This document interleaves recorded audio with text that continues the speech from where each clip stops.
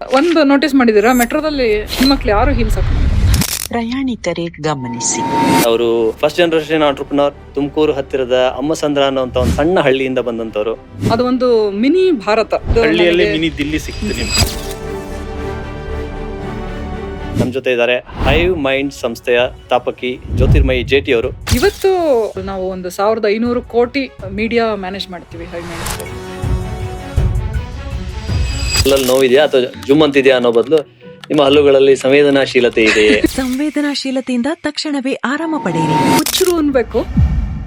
ಒಂದ್ ಕಂಪ್ನಿನ ಕಟ್ಟಿ bank corruption ದಿವಾಳಿ ಆಗೋ ತನಕ ಹೋಗಿದ್ರಿ ಅಂತ ನಾವು ಕೇಳಿದ್ವಿ. ನಾನು ಹೆಣ್ಮಗಳು, ನನ್ನ ಕೈಲಿ ಆಗುತ್ತೋ ಇಲ್ವೋ. ಇದು ಫಸ್ಟ್ ಫ್ಯೂ ಇನ್ಸ್ಟಾಲೇಷನ್ಸ್ 2014 ಅಲ್ಲಿ high minds led the acquisition for 2014. But ತುಂಬಾ ಹಿಂಸೆ ಆಗ್ತಿತ್ತು.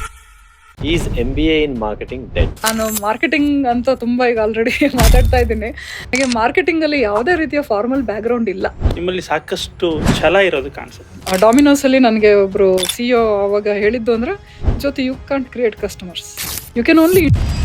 ವೀಕೆಂಡ್ ವಿತ್ ರಮೇಶ್ ಆದ್ಮೇಲೆ ನನಗೆ ಇಷ್ಟು ಅಚ್ಚುಮೆಚ್ಚಾದ ಒಂದು ಪಾಡ್ಕಾಸ್ಟ್ ಬಂದಿರೋದಿದೆ. ಸೂಪರ್.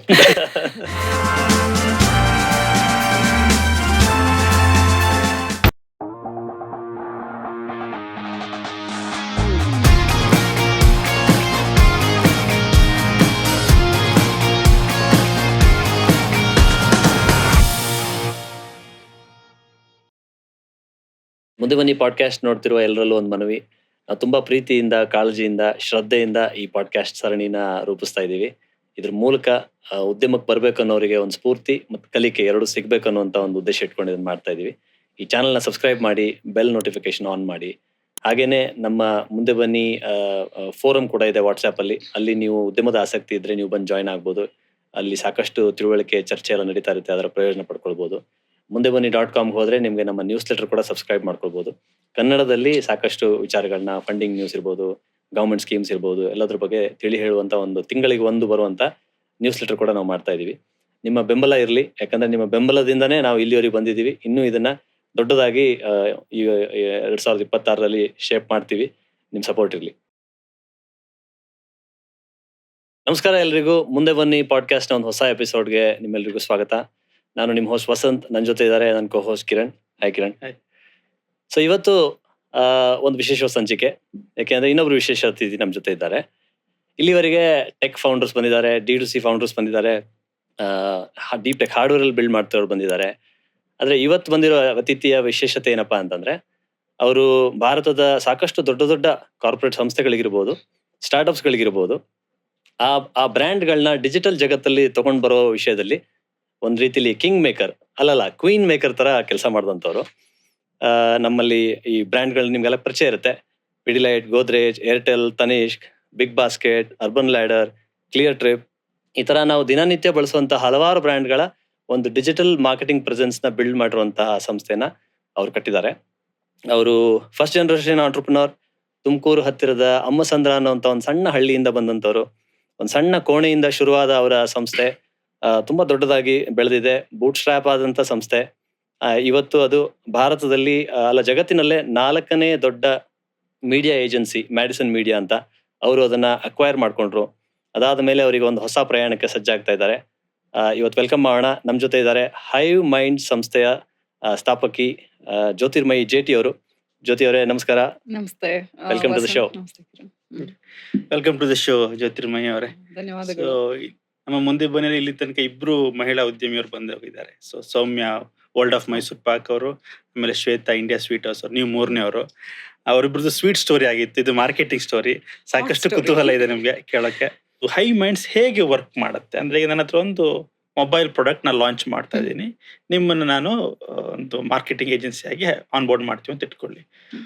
ಫಸ್ಟ್ ಒಂದು 6 months ಯಾವ ತರ ಕೆಲಸ ಮಾಡುತ್ತೆ? ಈಗ ಜನರಲಿ ಈಗ ಪ್ರಾಡಕ್ಟ್ಸ್ ಅಲ್ಲಿ ಯೂಶಲಿ ಈಗ ಒಂದು ಸರ್ವಿಸ್ ಪ್ರಾಡಕ್ಟ್ ಇರ್ಬೋದು. ಈಗ ಮೊಬೈಲ್ ಪ್ರಾಡಕ್ಟ್ ಅಂದಾಗ ನೀವು ಒಂದು ಕಾಮರ್ಸ್ ಪ್ಲಾಟ್ಫಾರ್ಮ್ ತರ ಏನೋ ಕೊಂಡ್ಕೊಳೋದು ಅವೆಲ್ಲ ಸರ್ವಿಸ್ ಅಂದ್ರೆ ಒಂದ್ ರೀತಿನಲ್ಲಿ ಏನಾದ್ರೂ ಫೆಸಿಲಿಟೇಟ್ ಮಾಡ್ತಾ ಇರುತ್ತೆ. ಸೊ ಯೂಶಲಿ ಈ ತರ ಒಂದು ಕಂಪ್ನಿ ಅಪ್ರೋಚ್ ಮಾಡಿದಾಗ ನಾವು ಅದನ್ನ ಮಾರ್ಕೆಟ್ನ ಅಸೆಸ್ ಮಾಡ್ತೀವಿ. ಇದೊಂದು ಪ್ರಾಡಕ್ಟಿಗೆ ಎಷ್ಟು ಡಿಮ್ಯಾಂಡ್ ಇದೆ, ಬೇಡಿಕೆ ಅದು ಹೈ ಮೈಂಡ್ಸೇ ಮಾಡೋದು. ಹೈ ಮೈಂಡ್ಸೇ ಮಾಡುತ್ತೆ. ಹ್ಮ್. ಒಂದು ಎಷ್ಟು ಬೇಡಿಕೆ ಇದೆ, ನಾವು ಡಿಜಿಟಲ್ ಕಂಪ್ನಿ ಆಗಿರೋದ್ರಿಂದ ಡಿಜಿಟಲ್ ಡಿಮ್ಯಾಂಡ್ ಅಥವಾ ಆನ್ಲೈನ್ ಅಲ್ಲಿ ಬೇಡಿಕೆ ಎಷ್ಟಿದೆ ಅಂತ ನಾವು ಅಸೆಸ್ ಮಾಡ್ತೀವಿ. ಅದು ಈಗ ನಿಮ್ಮ ಒಂದು ಏನೋ ಒಂದು ಆ, ಇಷ್ಟು ದೊಡ್ಡದಾಗಿ ಬೆಳೆಸ್ಬೇಕು ಅಂತ ಏನೋ ಒಂದು ಆಸ್ಪಿರೇಷನ್ ಇರುತ್ತೆ, ಇಷ್ಟು ಲಕ್ಷಗಳು ಅಷ್ಟು ಒಂದ್ ತಿಂಗಳಿಗೆ ಇಷ್ಟು ಕೋಟಿ Sale ಅಥವಾ ಆಗ್ಬೇಕು. ಸೇಲ್ ಆಗ್ಬೇಕು ಅಂತ ಏನೋ ಒಂದು ಇರುತ್ತೆ ಒಂದು ಐಡಿಯಾ. ಅದು ರಿಯಾಲಿಟಿ ಚೆಕ್ ಮಾಡ್ತೀರಾ? ಮಾಡ್ತೀವಿ.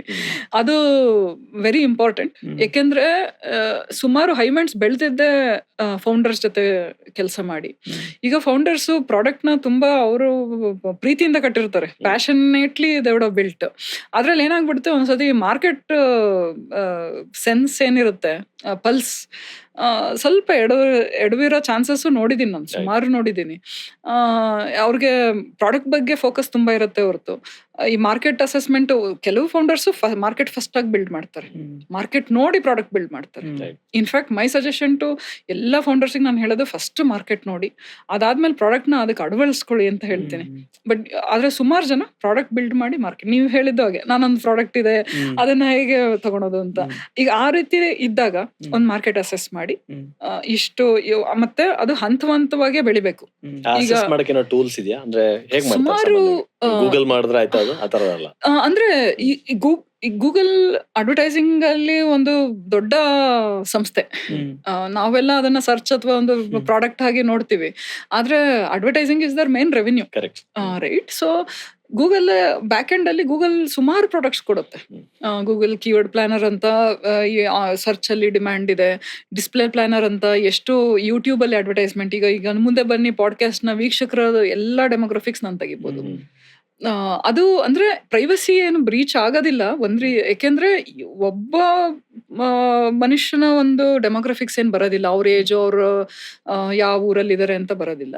ಹೆಂಗೆ ಅಂದ್ರೆ ಬಾಗಲಕೋಟೆನಲ್ಲಿ ಮುಂದೆ ಬನ್ನಿ ಪಾಡ್ಕಾಸ್ಟ್ಗೆ ಎಷ್ಟು ವೀಕ್ಷಕರಿದ್ದಾರೆ ಅನ್ನೋದನ್ನ ಅದು ನಿಮಗೆ ಗೊತ್ತಾಗುತ್ತೆ. ನನಗೆ ಆಸ್ ಅನ್ ಅಡ್ವರ್ಟೈಸರ್ ನನಗೆ ಒಂದು ಚಾನಲ್ ಗೊತ್ತಾಗಲ್ಲ, ಒಂದ್ 10 ಈ ತರದ್ದು ಕನ್ನಡದ್ದು ಯಾವ್ದೋ ಎಷ್ಟೋ ಸುಮಾರು ಈ ತರದ್ದು ಒಂದು 4-5 ಇಂಟರ್ವ್ಯೂ ಚಾನಲ್ಸ್ ಇದ್ರೆ ಅದನ್ನೆಲ್ಲ ಆಡ್ ಮಾಡಿ ಬಾಗಲಕೋಟೆನಲ್ಲಿ ಇದಕ್ಕೆ ಎಷ್ಟು ಜನ ವೀಕ್ಷಕರಿದ್ದಾರೆ ಅಂತ ನಾನು ಅದನ್ನ ತಿಳ್ಕೊಬಹುದು.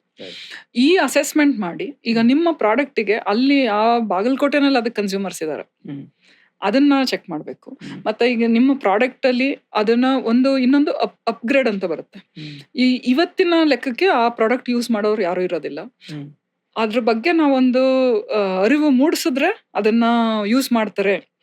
ಇದು ಒಂದು ದೊಡ್ಡ ಯೂಶಲಿ ಫೌಂಡರ್ಸ್ ಹೆಂಗೆ ಅಂದ್ರೆ, ಹೌದಲ್ಲ ಇದು ಎಷ್ಟು ಒಳ್ಳೆ ಪ್ರಾಡಕ್ಟ್, ಇದನ್ನ ಯೂಸ್ ಮಾಡ್ತಾರೆ ಅನ್ನೋ ಒಂದು ಕಾನ್ಫಿಡೆನ್ಸ್ ಇರುತ್ತೆ.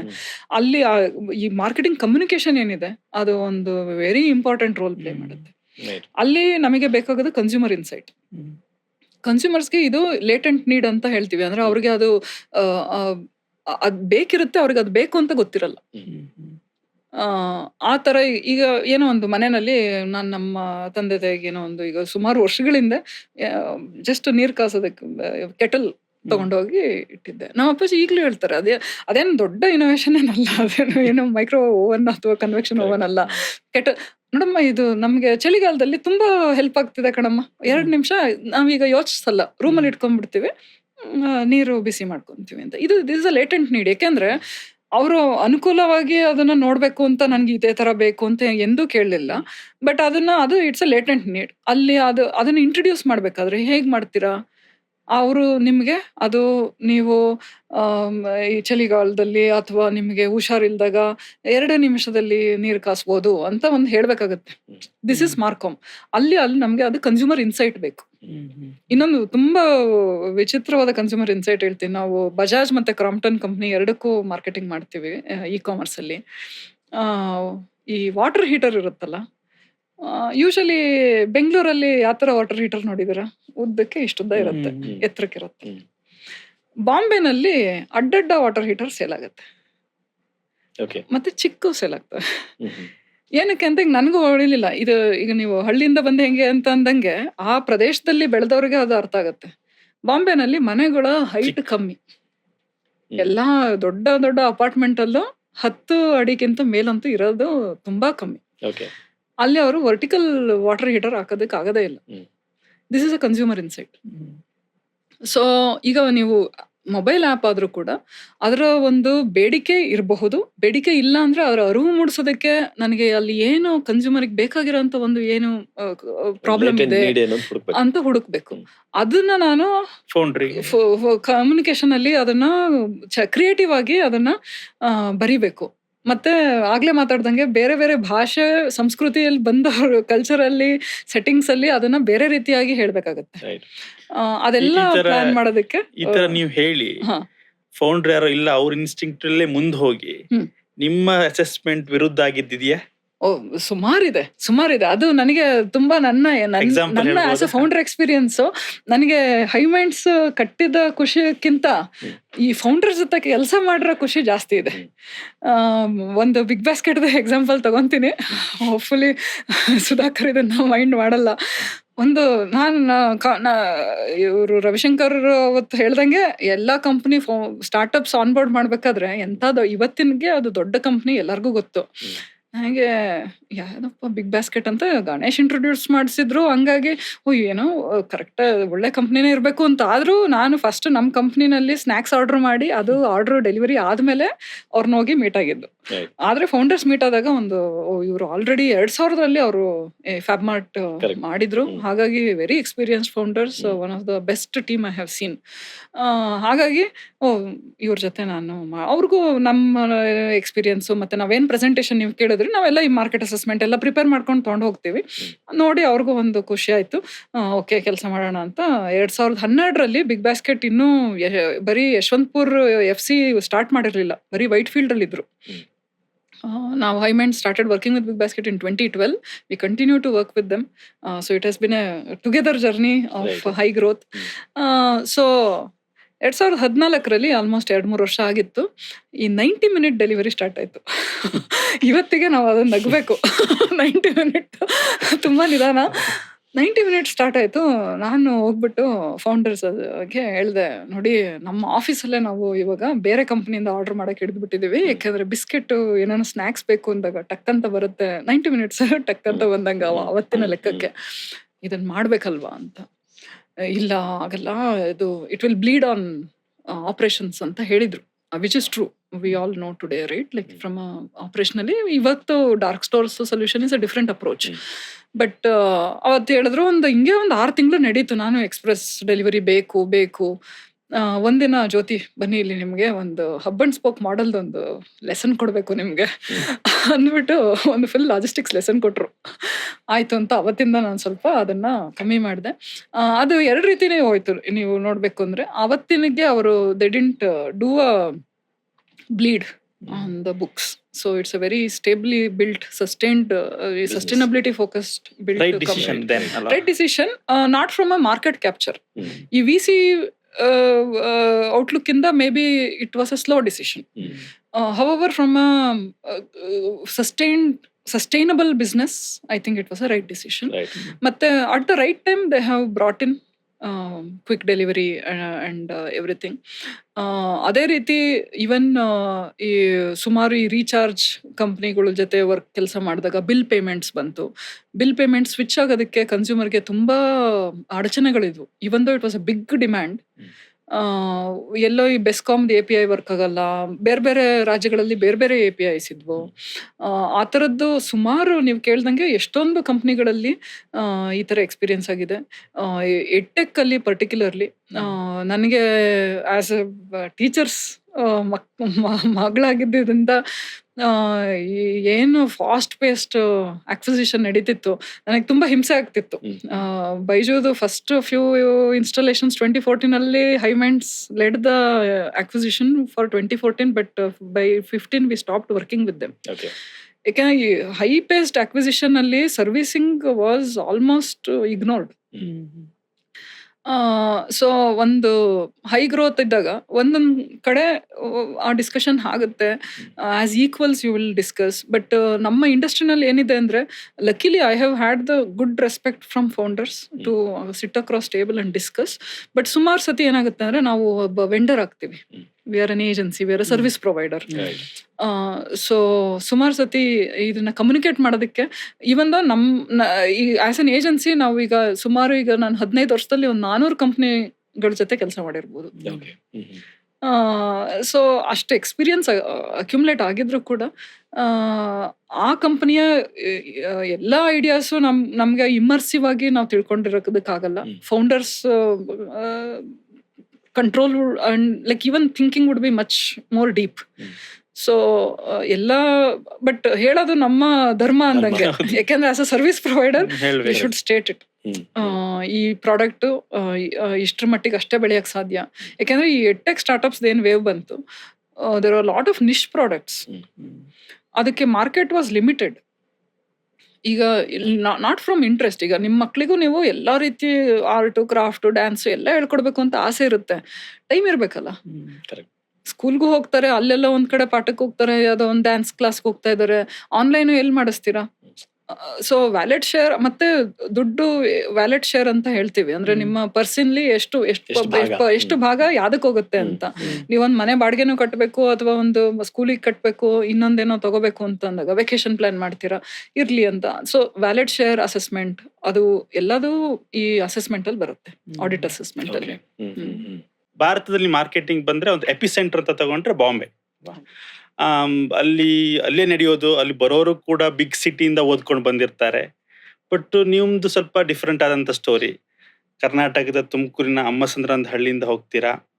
ಈ ಥರ ಒಂದು ಹಳ್ಳಿಯಿಂದ ಹೋಗಿ ಬಿಗ್ ಸಿಟಿಯಲ್ಲಿ ಕಂಪ್ನಿ ಕಟ್ಟೋದು ಏನಾದರೂ ನಿಮಗೆ ಪ್ರತಿಕೂಲವಾದಂಥ ಒಂದು ವಾತಾವರಣ ಕ್ರಿಯೇಟ್ ಮಾಡ್ತಾ, ಅಥವಾ as Gandhi says India is in villages, ಈ ವಿಲೇಜಿಂದ ನಿಮಗೆ ಭಾರತದ ಪರಿಚಯ ಚೆನ್ನಾಗಿ ಸಿಕ್ಕಿ ಅದು ಅನುಕೂಲ ಆಯ್ತಾ, ಹೇಳ್ಬೋದಾ? ಬಹಳ ಒಳ್ಳೆಯ ಪ್ರಶ್ನೆ ಈ ಎಪಿಸೋಡ್ ಸ್ಟಾರ್ಟ್ ಮಾಡೋದಕ್ಕೆ. ಮುಂದೆ ಬನ್ನಿ ಪ್ರೇಕ್ಷಕರಿಗೆಲ್ಲ ನನ್ನ ನಮನಗಳು. ಒಂದು ಹೇಳ್ಬೇಕು ಅಂದ್ರೆ, ನಾವು ಬೆಳಿಬೇಕಾದ್ರೆ 80-90 ಇಸ್ವಿನಲ್ಲಿ ಹಳ್ಳಿಯಿಂದ ದಿಲ್ಲಿಗೆ ಅಂತ ಒಂದು ತುಂಬಾ ಪ್ರಚಲಿತವಾದ ಒಂದು ಮಾತಿತ್ತು ಅವಾಗ. ಅದ್ರಲ್ಲಿ ಆದ್ರೆ ನನಗೆ ಇವಾಗ ಅನ್ಸೋದು, ನೀವು ಬಾಂಬೆ ಹೇಳಿದ್ರಿ, ಮುಂಬೈ ಅಂತ ಅನ್ಕೊಳ್ಳೋಣ. ಅದಕ್ಕಿಂತ ನನಗೆ ಒಂದು ಹೆಮ್ಮೆ ಅನ್ಸೋದು, ಮತ್ತೆ ನಮ್ಮೂರಿನ ಎಲ್ಲರಿಗೂ ಒಂದು ಉಪಕಾರವಾದ ಒಂದು ಸ್ಥಿತಿ ಅಂದ್ರೆ, ನಮ್ಮಲ್ಲಿ ಅಲ್ಲಿ ಒಂದು ಕೈಗಾರಿಕಾ ಪ್ರದೇಶ. ಅದು ಒಂದು ತುಂಬಾ ಪುಟ್ಟ ಹಳ್ಳಿ ಆದ್ರೂ ಕೂಡ ಬಿರ್ಲಾ ಸಂಸ್ಥೆಯ ಒಂದು ದೊಡ್ಡ ಸಿಮೆಂಟ್ ಫ್ಯಾಕ್ಟರಿ ಇದ್ದಿದ್ರಿಂದ ನಮಗೆ ಎಲ್ಲ ರೀತಿಯ ವ್ಯವಸ್ಥೆಗಳು, ಕ್ರಮ ಅಲ್ಲಿ ಎಲ್ಲದೂ ದೊರಕ್ತು. ಅಮ್ಮಸಂದ್ರ ತುಮಕೂರಿಂದ ಒಂದು 50 ಕಿಲೋಮೀಟರ್. ಸೊ ಸುಮಾರು ಇಂಟೀರಿಯರ್, ಹೈವೇ ಕೂಡ ಇಲ್ಲ ಅಲ್ಲಿ. ಹೈವೇಯಿಂದ 8 ಕಿಲೋಮೀಟರ್, ಏನಾದ್ರು ಆಟೋ ಗೀಟೋ ಇಟ್ಕೊಂಡು ಹೋಗ್ಬೇಕಷ್ಟೇ. ಯಾವುದೇ ಬಸ್ ವ್ಯವಸ್ಥೆ ಎಲ್ಲ, ಬೆಳಗ್ಗೆ ಒಂದು ಬರುತ್ತೆ, ಸಾಯಂಕಾಲ ಒಂದು ಬರುತ್ತೆ ಅನ್ನೋ ಅಷ್ಟೇ ಸಣ್ಣ ಪುಟ್ಟ ಹಳ್ಳಿನೇ. ಆದ್ರೆ ಅದು ಒಂದು ಕೈಗಾರಿಕಾ ನಗರ ಅನ್ನಂಗೆ ಹೇಳ್ಬೋದು. ಯಾಕೆಂದ್ರೆ ಅಲ್ಲಿದ್ದ ಒಂದು ವ್ಯವಸ್ಥೆ ಮತ್ತೆ ಕ್ರಮ ಏನಿತ್ತು, ನನಗೆ ಚಿಕ್ಕಂದ್ರಿಂದ ಒಂದು ಸಂಸ್ಥೆನ ಯಾವ ರೀತಿ ಕಟ್ಟಬೇಕು ಅನ್ನೋ ಒಂದು ಇಮ್ಯಾಜಿನೇಷನ್ ಏನಿರುತ್ತೆ, ಅದು ನನ್ಗೆ ಆ ಹಳ್ಳಿನಲ್ಲಿ ಸಿಕ್ಬಿಡ್ತು. ಅದು ನನ್ನ ಅದೃಷ್ಟ ಅಂತ ನಾನು ಹೇಳ್ಬೇಕು. ಅದಕ್ಕಿಂತ ಒಂದು ತುಂಬಾ ಅದ್ಭುತವಾದ ವಿಷಯ ಅಂದ್ರೆ, ಅದು ಒಂದು ಮಿನಿ ಭಾರತ. ಸಣ್ಣ ಹಳ್ಳಿ ಆದ್ರೂ ಕೂಡ ಅಲ್ಲಿ ಒಂದು ಕಾರ್ಖಾನೆ ಇದ್ದಿದ್ರಿಂದ ನಮ್ಮ ಎಲ್ಲಾ ರಾಜ್ಯಗಳಿಂದ ಜನ, ಅವರ ವೇಷಭೂಷ, ಅವರ ಸಂಸ್ಕೃತಿ, ಭಾಷೆ ಎಲ್ಲದರದ ಒಂದು ಪರಿಚಯ ನನಗೆ ನನ್ನ ಚೈಲ್ಡ್ಹುಡ್ ಅಲ್ಲೇ ಆಯ್ತು. ಅದರಿಂದ ನಂದು ಹಳ್ಳಿ ಅನ್ನೋ ಒಂದು ವಿಷಯನ ಅಷ್ಟೊಂದು ಮನಗಟ್ಟು ಮಾಡ್ಕೊಳೋದಿಲ್ಲ. ನನಗೆ ಅದು ಮ್ಯಾಕ್ಸಿಮಮ್ ಏನು ಎಕ್ಸ್ಪೋಜರ್ ಅಂತ ಹೇಳ್ತೀವಿ, ನನಗೆ ಆ ಸಣ್ಣ ಪುಟ್ಟ ಹಳ್ಳಿಯಲ್ಲಿ ಸಿಕ್ತು. ಅದೊಂದು ನಂಗೆ ಮಾಯಾ ಲೋಕ ತರ ಇತ್ತು. ಅದು ಹಳ್ಳಿಯಲ್ಲಿ ಮಿನಿ ದಿಲ್ಲಿ ಸಿಕ್ಕಿದ್ರಿಂದ ಯಾವುದೇ ರೀತಿಯ ಒಂದು ಇನ್ಹಿಬಿಷನ್ ಅಥವಾ ಒಂದು ಏನೋ ಆತ್ಮವಿಶ್ವಾಸದ ಕೊರತೆ ಇಲ್ಲದಲ್ಲೇ ನಾನು ಹೀಗೆ ಮುಂದುವರಿಯಕ್ಕೆ ಚಾನ್ಸ್ ಆಯ್ತು. ಬಿರ್ಲಾ ಶಾಲೆಯಲ್ಲೇ ಓದಿದ್ದು ನಾನು. 12ನೇ ತರಗತಿವರೆಗೂ ಅಲ್ಲೇ ಓದಿದ್ದು. ನನ್ನ ಇಂಜಿನಿಯರಿಂಗ್ ಪದವಿಗೋಸ್ಕರ ನಾನು ಬೆಂಗಳೂರಿಗೆ ಬಂದೆ. ಮತ್ತೆ ಇನ್ನೊಂದು ಅಲ್ಲಿ ಅಂದ್ರೆ, ಹಳ್ಳಿನಲ್ಲಿ ಈ ತರ ವ್ಯವಸ್ಥೆ ಮತ್ತೆ ಎಲ್ಲ ಅನುಕೂಲಗಳು ಇದ್ರೂ ಕೂಡ ನನಗೆ ನೀವ್ ಹೇಳ್ದಂಗೆ ಈಗ ಅಲ್ಲಿ ಎಲ್ಲರೂ ರೈತರೇ, ಸುತ್ತಮುತ್ತ ಎಲ್ಲ ಹಳ್ಳಿಗಳೇ. ಹಂಗಾಗಿ ಈಗ ನಮ್ಮ ರೂರಲ್ ಏರಿಯಾ ಪರಿಚಯ ಆಗ್ಲಿ, ಅದ್ರದ್ದು ಒಂದು ರೀತಿ ನೀತಿಗಳು ಎಲ್ಲದ್ರದ್ದು ತುಂಬಾ ಚೆನ್ನಾಗಿ ನನಗೆ ಅದ್ರದ್ದು ಸಣ್ಣ ಹುಡುಗರಿಂದ ಗೊತ್ತಿರೋದ್ರಿಂದ, ಮಾರ್ಕೆಟಿಂಗ್ ಅಲ್ಲಿ ಎರಡು ವಿಷಯ. ಒಂದು ಸಂಸ್ಥೆ ಕಟ್ಟೋದು, ಇನ್ನೊಂದು ಮಾರ್ಕೆಟಿಂಗ್. ಈ ಮಾರ್ಕೆಟಿಂಗಲ್ಲಿ ಎಲ್ಲದಕ್ಕಿಂತ ಮುಖ್ಯವಾಗಿರೋದು ಕನ್ಸ್ಯೂಮರ್ ಅಂಡರ್ಸ್ಟ್ಯಾಂಡಿಂಗ್ ಅಂತೀವಿ. ನಮ್ಮ ಗ್ರಾಹಕರು ಯಾವ ಥರ ಯೋಚನೆ ಮಾಡ್ತಾರೆ, ಅವರು ಏನನ್ನ ಖರೀದಿಸ್ತಾರೆ, ಅಥವಾ ಯಾವ ರೀತಿ ಅವ್ರಿಗೆ ಮನವರಿಕೆ ಮಾಡಬೇಕು ಯಾವುದಾದ್ರೂ ಒಂದು ವಿಷಯ ಇದ್ರೆ. ಈ ಒಂದು ಇದರಲ್ಲಿ ನಾವು ಹಳ್ಳಿಯಿಂದ ಎಲ್ಲ ಪಟ್ಟಣ ಎಲ್ಲ ರೀತಿಯ ಜನಗಳನ್ನ ನಾವು ನೋಡಿದ್ಮೇಲೆ ಅದ್ರ ನಾವು ಈ ಮಾರ್ಕೆಟರ್ಸು ಎಕ್ಸೆಲ್ ಶೀಟಲ್ಲಿ ಎಲ್ಲ ಕೊಹರ್ಟ್ ಅನಾಲಿಸಿಸ್ ಸೆಗ್ಮೆಂಟೇಶನ್ ಮಾಡ್ಕೊಂತೀವಿ. ಇದು ನಮಗೆ ಒಂದು ನಿಜನಿತ್ಯದ ಜೀವನದಲ್ಲಿ ತಿಳಿದಿದೆ ಅಂತ ಅನ್ಕೋಬಹುದು. Okay okay, interesting. ಸೊ ಅದಕ್ಕೆ ಒಂದು ರಿಲೇಟೆಡ್ ಪ್ರಶ್ನೆ ಕೇಳೋದಾದ್ರೆ, ಮಾರ್ಕೆಟಿಂಗ್ ಜಗತ್ತು ಮುಂಬೈ ಸೆಂಟ್ರಿಕ್ ಆಗಿದೆ ಅನ್ನೋದು ಒಂದು ಭಾಗ ಆದ್ರೆ, ಇನ್ನೊಂದು ಅದು ಭಾಷೆಯ ದೃಷ್ಟಿಯಿಂದ ನೋಡಿದಾಗ ಇಂಗ್ಲಿಷ್ ಸೆಂಟ್ರಿಕ್ ಆಗಿದೆ, ಅಥವಾ ಇಂಗ್ಲಿಷ್ ಫಸ್ಟ್ ಹೌದು. ಹಿಂದಿ ನೆಕ್ಸ್ಟ್ ಅನ್ನೋ ರೀತಿಲಿ ಇದೆ. ಭಾರತದಲ್ಲಿ 22 ಅಧಿಕೃತವಾದ ಭಾಷೆಗಳಿದಾವೆ. ಆಮೇಲೆ ಎಷ್ಟೊಂದು ಬಾರಿ ಮುಂಬೈಲಿ ಕೂತ್ಕೊಂಡು ಆಡ್ ಏಜೆನ್ಸೀಸ್ ಮಾಡುವಂತ ಅಡ್ವರ್ಟೈಸ್ಮೆಂಟ್ಗಳ ಒಂದು ಟ್ರಾನ್ಸ್ಲೇಷನ್ ನೋಡಿದಾಗ ತುಂಬಾ ಆಭಾಸ ಆಗುವಂಥದ್ದು, ತುಂಬಾ ತಮಾಷೆ ಆಗುವಂಥದ್ದೆಲ್ಲ ಆಗುತ್ತೆ. ಸುಮ್ಮನೆ ನೆನ್ಪು ಮಾಡ್ಕೊಳ್ಬೇಕಂದ್ರೆ 1-2 ಉದಾಹರಣೆ ನೆನಪರುತ್ತೆ. ಈಗ ಹಲ್ಲಲ್ಲಿ ನೋವಿದೆಯಾ ಅಥವಾ ಜುಮ್ ಅಂತಿದ್ಯಾ ಅನ್ನೋ ಬದಲು ನಿಮ್ಮ ಹಲ್ಲುಗಳಲ್ಲಿ ಸಂವೇದನಾಶೀಲತೆ ಇದೆ ಅನ್ನೋದು ಅದು ನಮ್ಮ- ಒಂದು. ಹೌದು. ಆಮೇಲೆ ಈ ಟ್ವಿಟರ್ ಎಲ್ಲ ಓಡಾಡ್ತಾ ಇತ್ತು, ಏನಂದ್ರೆ ನಮ್ಮ ಹೆಬ್ಬಾಳ ಫ್ಲೈಓವರ್ ಹತ್ರ ಆಪಲ್ ಕಂಪ್ನಿದು ಒಂದು ಹೋರ್ಡಿಂಗ್ ಹಾಕಿದ್ರು. ಅಂಡ್ ಅವರು ಅದನ್ನ ಕನ್ನಡದಲ್ಲಿ ಏನಾದ್ರೆ ಅದನ್ನು ಕಲ್ಪಿಸಿ ಅದನ್ನು ಜನ್ಮೋಜಿಸಿ ಅಂತಿತ್ತು. ಸೊ ಅದ್ ಏನು ಅಂತ ಅರ್ಥ ಮಾಡ್ಕೊಳಕ್ ನಾನು ಆಮೇಲೆ ಗೂಗಲ್ ಮಾಡಿ ನೋಡಿದಾಗ ಇಮ್ಯಾಜಿನ್ ಇಟ್ ಜನ್ಮೋಜಿ ಇಟ್ ಅಂತ. ಸೊ ಬೇಸಿಕಲಿ ಏನಾದ್ರು ಇಮ್ಯಾಜಿನ್ ಮಾಡಿದ್ರೆ ಅದೊಂದು ಇಮೋಜಿ ಕ್ರಿಯೇಟ್ ಮಾಡ್ಕೊಳ್ಳಿ ಅನ್ನೋ ತರದ ಅರ್ಥದಲ್ಲಿ. ಈ ರೀತಿ ಟ್ರಾನ್ಸ್ಲೇಷನ್ ಗುಣಮಟ್ಟ ಯಾಕೆ ಇದಾಗುತ್ತೆ ಅಂದ್ರೆ, ಐ ಥಿಂಕ್ ಏನೋ ಒಂದು ಲೋಕಲ್ ಸೆನ್ಸಿಬಿಲಿಟಿ, ಅಂಡರ್ಸ್ಟ್ಯಾಂಡಿಂಗ್, ಭಾಷೆಯ ಒಂದು ತಿಳುವಳಿಕೆ, ಪರಿಸರದ ತಿಳುವಳಿಕೆ ಇಲ್ದಿರೋದ್ರಿಂದ ಅಂತ ಅನ್ಸುತ್ತೆ. ಸೊ ನೀವು ಈ ಒಂದು ಏರಿಯಾದಲ್ಲಿ ಆಪರೇಟ್ ಮಾಡಿರೋದ್ರಿಂದ ಇದರ ಒಂದು ಭಾಷೆಯ ಒಂದು ವಿಷಯಕ್ಕೆ ಬಂದಾಗ ಎಷ್ಟೊಂದು ಬ್ರ್ಯಾಂಡ್ಸ್ಗಳು ಡೈವರ್ಸಿಟಿನ ಅರ್ಥ ಮಾಡ್ಕೊಳ್ಳೋದ್ರಿಂದ ಎಡುತ್ತಾ ಇದೆ ಅಂತ ಅನ್ಸುತ್ತಾ?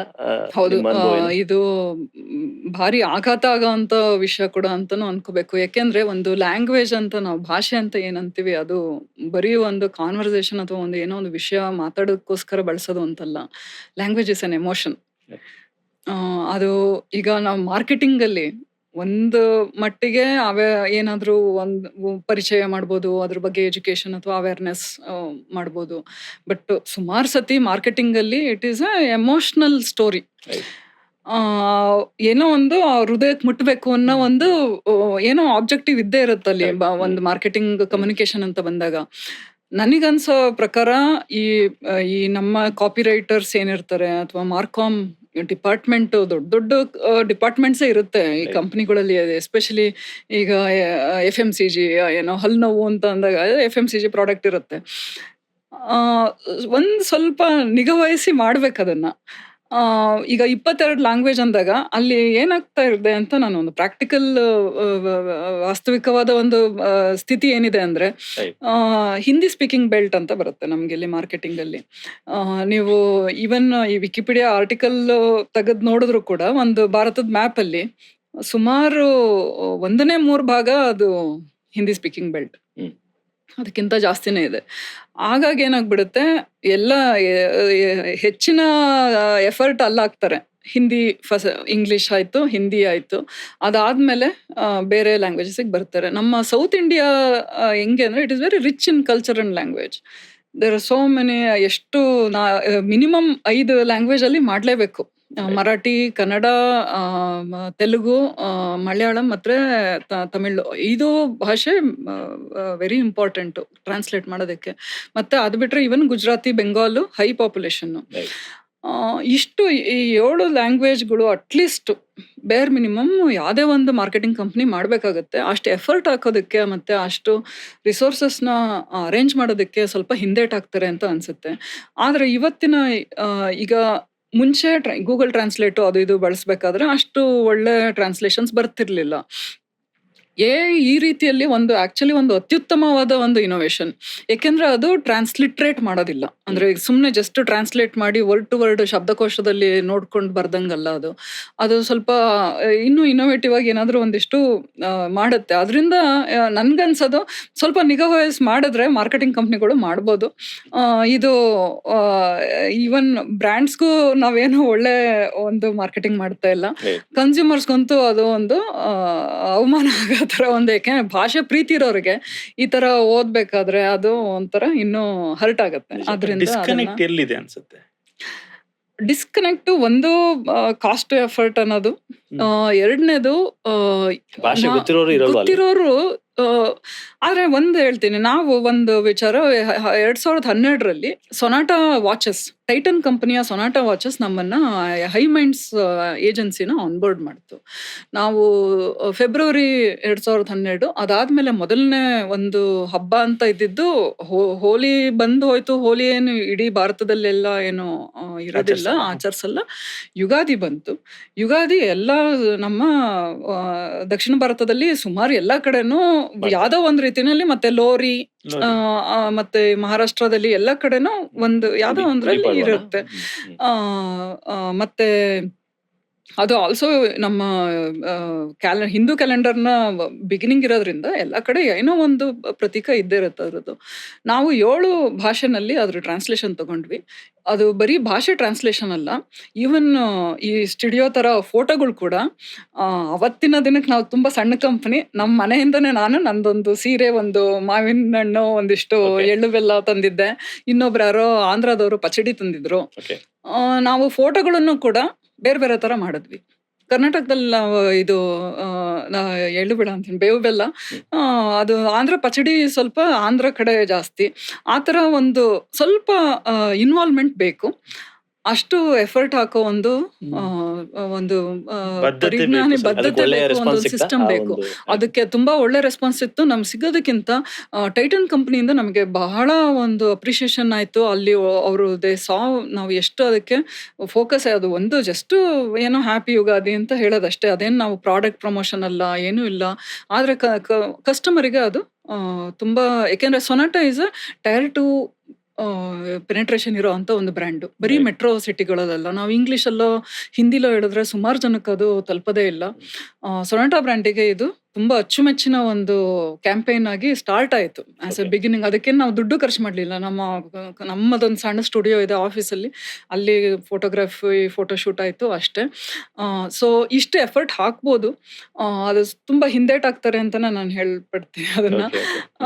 ಮತ್ತೆ ಇದಕ್ಕೆ ಏನ್ ಬೇಕು ಅಂತ ನೀವು ಕೇಳಿದ್ರಿ. ಈಗ ಇವತ್ತಿನ ಟೆಕ್ನಾಲಜಿನಲ್ಲಿ ಯೂಸ್ ಮಾಡ್ಬೋದು ಅಂತ ನಾನು ಹೇಳ್ತೀನಿ. ಆದ್ರೆ ಭಾಷೆ ಗೊತ್ತಿರೋರು ಒಂದಿಷ್ಟು ಜನ ಬೇಕು. ನಮ್ಮ ಕ್ರಿಯೇಟಿವ್ ಕಂಟೆಂಟ್ ಟೀಮ್ ಹೈಮೆಂಟ್ಸ್ ಅಲ್ಲಿ ಒಂದು 40 ಜನ ಇದ್ದಾರೆ, content and creative team. But ಅವತ್ತಿನ ದಿನದಲ್ಲಿ ಮೇ ಬಿ ಒಂದು 12-14 ಜನ ಇದ್ವಿ. ಆದ್ರೆ ಈಗ ನನಗೆ ಕನ್ನಡ ಬರುತ್ತೆ, ನಾನು ಸಂಸ್ಥಾಪಕಿ ಇರ್ಬೋದು, ಆಯ್ತು ಕನ್ನಡ ಪ್ರೂಫ್ ರೀಡಿಂಗ್ ನಾನು ಮಾಡ್ತೀನಿ. ಇನ್ನೊಬ್ರು ಯಾರೋ ತಮಿಳ್ ಮಾಡಿದ್ರು, ಇನ್ನೊಬ್ರು ಗುಜರಾತಿ ಹೇಳಿದ್ರು, ಇನ್ನೊಬ್ರು ಯಾರೋ ಅವ್ರ ತಂದೆ ಕಳಿಸ್ಬಿಟ್ಟು ಪ್ರೂಫ್ ರೀಡ್ ಮಾಡಿಸ್ಕೊಂಡ್ರು. ಸ್ವಲ್ಪ ರಿಸೋರ್ಸಸ್ನ ಬಳಸಬೇಕಾಗತ್ತೆ. ದೊಡ್ಡ ದೊಡ್ಡ ಏಜೆನ್ಸಿನಲ್ಲಿ ಇದ್ರದ್ದು ಏನು ಕೊರತೆ ಇರೋದಿಲ್ಲ, ಸ್ವಲ್ಪ ಎಫರ್ಟ್ ಹಾಕ್ಬೇಕು ಅಷ್ಟೇ. Plus I think per capital income ಎಲ್ಲ ಸದರ್ನ್ ಸ್ಟೇಟ್ಸ್ ಅಲ್ಲಿ ಜಾಸ್ತಿ ಇದೆ. ಸೊ ಹಾಗಾಗಿ ಆಬ್ವಿಯಸ್ಲಿ ಕನ್ಸಂಪ್ಷನ್ ಪವರ್ ಕೂಡ ಜಾಸ್ತಿ ಇರೋದ್ರಿಂದ ಭಾಷೆ ಕೂಡ ಒಂದು ಎಲಿಮೆಂಟ್ ಅಲ್ಲಿ ಅದನ್ನ ಅವರು ಅಡ್ರೆಸ್ ಮಾಡ್ತಾರೆ. ಇಲ್ಲಿ ಒಂದು ತೊಂದರೆ ಏನಾಗ್ತಿದೆ ಅಂದ್ರೆ, ಇದು ನನ್ನ ವೈಯಕ್ತಿಕ ಅಭಿಪ್ರಾಯ, ಎಪಿಸೆಂಟರ್ ಮುಂಬೈ ಅಂತ ಹೇಳಿದ್ರಿ. ಈಗ ಮುಂಬೈ, ಡೆಲ್ಲಿನಲ್ಲಿ ಸುಮಾರು ಬ್ರ್ಯಾಂಡ್ಸ್, ಈಗ ನಮ್ಮ ಬೆಂಗಳೂರೇ ತಗೊಂಡ್ರೆ ITC ಕಂಪನಿಯ ಒಂದು ಫುಡ್ ಡಿವಿಷನ್ ಇಲ್ಲಿದೆ, ಬ್ರಿಟಾನಿಯಾ ಇದೆ, ಹಿಮಾಲಯ ಒಂದು ಕೆಲವು ಇದೆ. ಬಿಟ್ರೆ ಬಾಂಬೆನಲ್ಲಿ ನಿಮ್ಗೆ ಬೀದಿ ಬೀದಿಗೂ, ಅಂಧೇರಿನಲ್ಲಿ ಎವ್ರಿ ರೋಡಲ್ಲಿ you will find one big FMCG company. So ಅಲ್ಲಿ ಏನಾಗುತ್ತೆ ಅಂದ್ರೆ, ಈಗ ಹಿಂದಿ ಗೆಟ್ಸ್ ಅಪ್ರೂವ್ಡ್. ನಮ್ಮ ದಕ್ಷಿಣ ಭಾರತದ ಏನು ರೆಪ್ರೆಸೆಂಟೇಷನ್ ಏನಿರುತ್ತೆ, ಅದು ಏಜೆನ್ಸಿಗಳಲ್ಲಿ ಇದ್ರೂ ಕೂಡ ಅವರು ಕೆಲಸ ಮಾಡ್ತಿರೋದು ಮುಂಬೈ ಅಥವಾ ದೆಹಲಿಲಿ ಇರೋದ್ರಿಂದ ಅದ್ರದ್ದು ಸ್ವಲ್ಪ ಅದ್ರ ಬಗ್ಗೆ ನಿಗಾ ಕಮ್ಮಿ ಅಂತಾನೆ ಹೇಳ್ಬೇಕು. ನಾವು ತನಿಷ್ಕ್ ಕಂಪ್ನಿದ ಒಂದು ಎಕ್ಸಾಂಪಲ್ ಕೊಡ್ತೀನಿ. ಯಾಕೆಂದ್ರೆ ಟೈಟನ್ ಜೊತೆ ನಾವು ಈಗ ಅಲ್ಲೇ 4-5 ವರ್ಷದಿಂದ ಕೆಲಸ ಮಾಡ್ತಿರೋದ್ರಿಂದ, ಈಗ 2 ವರ್ಷದಲ್ಲಿ ಇನ್ಕ್ಲೂಡಿಂಗ್ ಸೆಲೆಬ್ರಿಟಿ ಪರ್ ಸ್ಟೇಟ್ ತಗೊಂಡ್ರು. ಸೊ ತುಂಬಾ ಅಧಿಕವಾದ ಒಂದು ಫೋಕಸ್ ಇಟ್ಕೊಂಡೆ ಅವರು ಈಗ ಕಲ್ಯಾಣ್ ಜ್ಯುವೆಲ್ಲರ್ಸ್ ಸುಮಾರು ವರ್ಷದಿಂದ ಹಂಗೆ ಮಾಡ್ತಾ ಇದ್ದಾರೆ. ಸೊ ಇದನ್ನ ಕಾಂಪಿಟಿಷನ್ ಇಂದ ಪ್ರೆಷರ್ ಅಂತಾನು ಅನ್ಕೋಬಹುದು ನೀವು ಬೇಕಿದ್ರೆ. ಯಾಕೆಂದ್ರೆ ಕನ್ಸ್ಯೂಮರ್ ಕೇಳ್ತಿದಾರ ಇಲ್ಲ, ಈಗ ಸೇಲ್ಸ್ ಅಲ್ಲಂತೂ ಅದು ಗೊತ್ತಾಗೇ ಆಗುತ್ತೆ. ಸೊ ಬರೀ ಭಾಷೆ ಅಲ್ಲ, ಈಗ ನಾನು ಹೇಳ್ದಂಗೆ ಅದ್ರ ಒಂದು ಸಂಸ್ಕೃತಿ ಎಲ್ಲದನ್ನು ರೆಪ್ಲಿಕೇಟ್ ಮಾಡೋದು ಬೇಕಾಗುತ್ತೆ. Localisation is necessary. Super. So ನೀವು ಹೈಮಂಡ್ ಶುರು ಮಾಡೋಕ್ಕಿಂತ ಮುಂಚೆ ಒಂದು ಕಂಪ್ನಿನ ಕಟ್ಟಿ ಬ್ಯಾಂಕ್ ದಿವಾಳಿ ಆಗೋ ತನಕ ಹೋಗಿದ್ರಿ ಅಂತ ನಾವು ಕೇಳಿದ್ವಿ. ಅದ್ರ ಬಗ್ಗೆ ಸ್ವಲ್ಪ ನಿಮ್ಮ ಅನುಭವವನ್ನ ಅದು ತಂದ ಆ ಪಾಠ ನಿಮ್ಗೆ ಹೇಗೆ ಹೈ ಮಂಡ್ಸ್ ಅಲ್ಲಿ ಹೆಲ್ಪ್ ಆಯ್ತು ಅಂತ ನಿಮ್ ಬಾಯಲ್ಲೇ ಕೇಳಬೇಕು. ಸಾಮಾನ್ಯವಾಗಿ ಸೋಲೆ ಗೆಲುವಿನ ಸೋಪಾನ ಅಂತಾರೆ. ಇನ್ ಸ್ಟಾರ್ಟ್ಅಪ್ ವರ್ಲ್ಡ್ ಹೋದ್ರೆ failed startup give you better judgement ಅಂತಾನು ಹೇಳ್ತಾರೆ. ಸೊ ನಿಮ್ಮ ಅನುಭವ ಹೇಳಿ, ಅದರಿಂದ ಹೈ ಮಂಡ್ಸ್ ಹೇಗೆ ಹೆಲ್ಪ್ ಆಯ್ತು, ಅಥವಾ ಶುರು ಮಾಡ್ಬೇಕಾದ್ರೆ ಮನೆಯಲ್ಲಿ ಪುನಃ ಏನಕ್ಕೆ ಹೋಗ್ತಾ ಇದೆಯಾ ಅನ್ನೋ ಏನಾದ್ರು ಒಂದು ತದ್ವಿರುದ್ಧವಾದಂತ ಒಂದು ಧೋರಣೆ ಕೂಡ ಇತ್ತ, ಹೇಳ್ಬೋದಾ? ತುಂಬಾ ನಾನು ಮೊದಲನೇ ಕಂಪನಿ ನಾನು ಸ್ಟಾರ್ಟ್ ಮಾಡಿದಾಗ ನನಗೆ 25 ವರ್ಷ. ಸೊ ಒಂದ್ ರೀತಿನಲ್ಲಿ ಅನುಭವ ಕಮ್ಮಿ, ಇನ್ನೊಂದು ರೀತಿನಲ್ಲಿ ಹಾಟ್ ಬ್ಲಡೆಡ್ನೆಸ್ ಅಂತ ಏನಂತಾರೆ, ಸ್ವಲ್ಪ ಅಗ್ರೆಸಿವ್ ನೇಚರ್ ಜಾಸ್ತಿ ಇರುತ್ತೆ ಆ ಏಜಲ್ಲಿ. ಸೊ ಎರಡೂ ರೀತಿನಲ್ಲಿ ಅದರದ ಒಂದು ಏನು ಔಟ್ಕಮ್ ಇದೆ ಅದನ್ನ ನಾವು ಫಸ್ಟ್ ಸ್ಟಾರ್ಟ್ಅಪ್ ಅಲ್ಲಿ ನೋಡ್ಬೋದು. ರಿವ್ಯೂ ಜಸ್ಟ್ ರಿವ್ಯೂ ಜಸ್ಟ್ ನನ್ನ ಮೊದಲನೇ ಸ್ಟಾರ್ಟ್ಅಪ್. ನನ್ನ ಮುಂಚೆ ನಾನು ಫಸ್ಟ್ ನನ್ನ ಇಂಜಿನಿಯರಿಂಗ್ ಆದಮೇಲೆ ಸೇರಿದ್ದ ಕಂಪ್ನಿ ಟ್ರಿಲಜಿ ಅಂತ. ಟ್ರಿಲಜಿಯ ಒಬ್ಬರು ಸಹೋದ್ಯೋಗಿಗಳು ಅದನ್ನು ಆಲ್ರೆಡಿ ಸ್ಟಾರ್ಟ್ ಮಾಡಿ ಒಂದು 2-3 ತಿಂಗಳು ಆಗಿತ್ತು. ಅವರು ನಾರ್ತ್ ಅವ್ರು ಆಗಿದ್ರಿಂದ ಡೆಲ್ಲಿನಲ್ಲಿ ಗುರ್ಗಾವಲ್ಲಿ ಸೆಟಪ್ ಮಾಡ್ಕೊಂಡಿದ್ರು. ನಾನು ಬೆಂಗಳೂರಲ್ಲಿದ್ದೆ. ನಾನು ಕೆಲಸ ಬಿಡಬೇಕಿತ್ತು. ನಾನು ಒಂದು ಸ್ಟಾರ್ಟಪ್ಪಲ್ಲಿ ಕೆಲಸ ಮಾಡ್ತಾ ಇದ್ದೆ ಆ್ಯಸ್ ಎನ್ ಎಂಪ್ಲಾಯಿ, ಯುಜಿನಿ ಅಂತ. ಸೊ ಇದು ನಮ್ಮ ಈ ಇಂಡಿಯಾ ಸ್ಟಾರ್ಟಪ್ ಸೀನಲ್ಲಿ ಇದು ವೆರಿ ಅರ್ಲಿ. ನೀವು ಅನ್ಕೊಬೇಕು ಅಂದರೆ 2006 ಅಂದರೆ ತುಂಬ ಏನು ಸ್ಟಾರ್ಟಪ್ ಬಗ್ಗೆ ಏನೋ ವಿಚಾರಗಳು ಏನು ಇರ್ತಿರ್ಲಿಲ್ಲ. ನಮ್ಮ ತಂದೆ ತಾಯಿ ಏನು ನನಗೆ ಯಾವ ಕಂಪನಿ ಸೇರ್ತೀನಿ ಅಥವಾ ಎಲ್ಲಿ ಕೆಲಸ ಮಾಡ್ತೀನಿ ಅನ್ನೋದ್ರ ಬಗ್ಗೆ ಏನು ತುಂಬ ವಿಚಾರ ಏನು ಮನೆಗಳಲ್ಲಿ ಏನು ನಡೀತಿರ್ಲಿಲ್ಲ ಅಷ್ಟೊಂದು. ಒಳ್ಳೆ ಕಂಪ್ನಿ ಏನಪ್ಪ, ನಿನಗೆ ಚೆನ್ನಾಗಿ ಆ್ಯಕ್ಚುಲಿ ನಮ್ಮ ಮನೆ ಒಂದು ವಿಭಿನ್ನ ಇದು ಅಂದರೆ ಚೆನ್ನಾಗಿ ಸ್ಯಾಲ್ರಿ ಕೊಡ್ತಾರಂತ ನಮ್ಮ ತಂದೆ ತಾಯಿ ಎಂದೂ ಕೇಳಿಲ್ಲ ಆ ಟೈಮಲ್ಲಿ. ನಿನಗೆ ಅದು ಒಳ್ಳೇದಾಗಿದ್ಯಾ, ಕಲಿಯೋದಕ್ಕೆ ಎಲ್ಲ ಚೆನ್ನಾಗಿದ್ಯಾ ಅಂತಾನೆ ಯಾವಾಗಲೂ ವಿಚಾರ ಮಾಡಿರೋದು. ಸೊ ಯುಜಿನಿನೂ ತುಂಬಾ ಚೆನ್ನಾಗಿ ನಡೀತಾ ಇತ್ತು. ಇಬ್ರು ಟೀಚರ್ಸು. ಮತ್ತೆ ಬಿರ್ಲಾ ಸಂಸ್ಥೆಯ ಮೈಸಂಕೋ ಸ್ಕೂಲಲ್ಲಿ ನಾವು 4 ಜನ, ನಮ್ಮ ಅಕ್ಕ ಒಬ್ರಿದ್ದಾರೆ, ನಮ್ಮ ಅಪ್ಪಾಜಿ ಅದೇ ಸ್ಕೂಲಲ್ಲಿ ಟೀಚರ್ಸು, ನಾವು ಅದೇ ಸ್ಕೂಲಲ್ಲಿ ಓದಿದ್ದು. ಈಗ ಈ ಥರ ಒಂದು ಮನೆಯ ಒಂದು ವ್ಯವಸ್ಥೆಯಲ್ಲಿ ನೀವು ಇಮ್ಯಾಜಿನ್ ಮಾಡಬೇಕು. ನಾನು ಮತ್ತೆ ದುಡ್ಡಿನದೇನೋ ಅಂದರೆ ತುಂಬ ಕಷ್ಟ ಅಂತ ಏನಲ್ಲ, ಬಟ್ ನಮಗೇನು ಅಂತ ಈವನ್ ಇಂಜಿನಿಯರಿಂಗ್ ಓದೋಕ್ಕೂ ಸ್ವಲ್ಪ ಲೋನ್ ಎಲ್ಲ ತಗೊಂಡೇ ಓದಿರೋದು. ಸೊ ನನಗೆ ಒಂದು ಸಂಬಳ ಬಂದಿದ್ದು ನಮ್ಮ ಮನೆಗೆ ಅದೊಂದು ತುಂಬ ಖುಷಿ ಪಡೋವಂಥ ಒಂದು ನ್ಯೂಸ್. ಇಂಜಿನಿಯರಿಂಗ್ PSIT ಇಲ್ಲೇ ಬನಶಂಕರಿ ಕ್ಯಾಂಪಸ್, ಅವಾಗ ಇದ್ದಿದ್ದು ಒಂದೇ ಕ್ಯಾಂಪಸ್ PSITನಲ್ಲಿ. 2004ರಲ್ಲಿ ನಾನು ಫಸ್ಟ್ ಕಂಪ್ನಿ ಅವಾಗ ಟ್ರಿಲಜಿ ಜಾಯ್ನ್ ಆಗಿದ್ದು. ಅದಾದಮೇಲೆ ಯುಜಿನಿ ಅನ್ನೋ ಒಂದು ಸ್ಟಾರ್ಟಪ್ಪಲ್ಲಿ ಕೆಲಸ ಮಾಡ್ತಾ ಇದ್ದೆ. ಆ ಟೈಮಲ್ಲಿ ಇದೊಂದು ಸ್ಟಾರ್ಟಪ್ ಮಾಡಬೇಕು ಅನ್ನೋ ಒಂದು ಮನಸ್ಸಿಗೆ ಬಂದಿದ್ದು, ಯಾಕೆಂದರೆ ಆಲ್ರೆಡಿ ಫೌಂಡರ್ಸ್ ಜೊತೆ ವರ್ಕ್ ಮಾಡ್ತಿದ್ರಿಂದ ನಾನೇ ಒಂದು ಏನಾದರೂ ಮಾಡಬಹುದು ಅಂತ. ಈ ಥರ ಒಂದು ಬಂದಾಗ ನಮ್ಮ ಅಮ್ಮ ಯಾರಾದರೂ ಹುಚ್ಚರು ಅನ್ಬೇಕು, ಈ ಥರ ಒಂದು ಒಳ್ಳೆ ಸಂಬಳ ಬರ್ತಾ ಇರೋ ಕೆಲಸ ಬಿಟ್ಬಿಟ್ಟು ಏನೋ ಹೊಸದಾಗಿ ಏನೋ ಸ್ಟಾರ್ಟಪ್ ಅಂತ ಮಾಡ್ತಾಳಂತೆ. ಅಲ್ಲಿ ಏನು ಯಾವಾಗ ಅದು ಚೆನ್ನಾಗಿ ಎಷ್ಟು ಬೆಳೆಯುತ್ತೆ ಏನೂ ಐಡಿಯಾ ಇಲ್ಲ, ಇನ್ನೂ ಅನುಭವನೂ ಇಲ್ಲ, ಹುಚ್ಚರು ಅನ್ಬೇಕು ಅಂತಾನೆ ಬೈದ್ರು ನನಗೆ.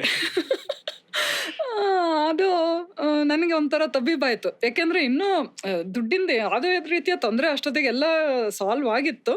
ಆದರೂ ಅಯ್ಯೋ ಒಂದು ಕಡೆ ಎಲ್ಲೋ ಏನೋ ಎಕ್ಸ್ಪೆಕ್ಟ್ ಮಾಡ್ತಾ ಇದ್ದಾರ ನಮ್ಮ ಪೇರೆಂಟ್ಸು, ಅವರನ್ನು ಇನ್ನೂ ಏನಾದರೂ ಸಪೋರ್ಟ್ ಮಾಡಬೇಕು ಅಂತ ಅನ್ನೋ ಒಂದು ಇದೆ.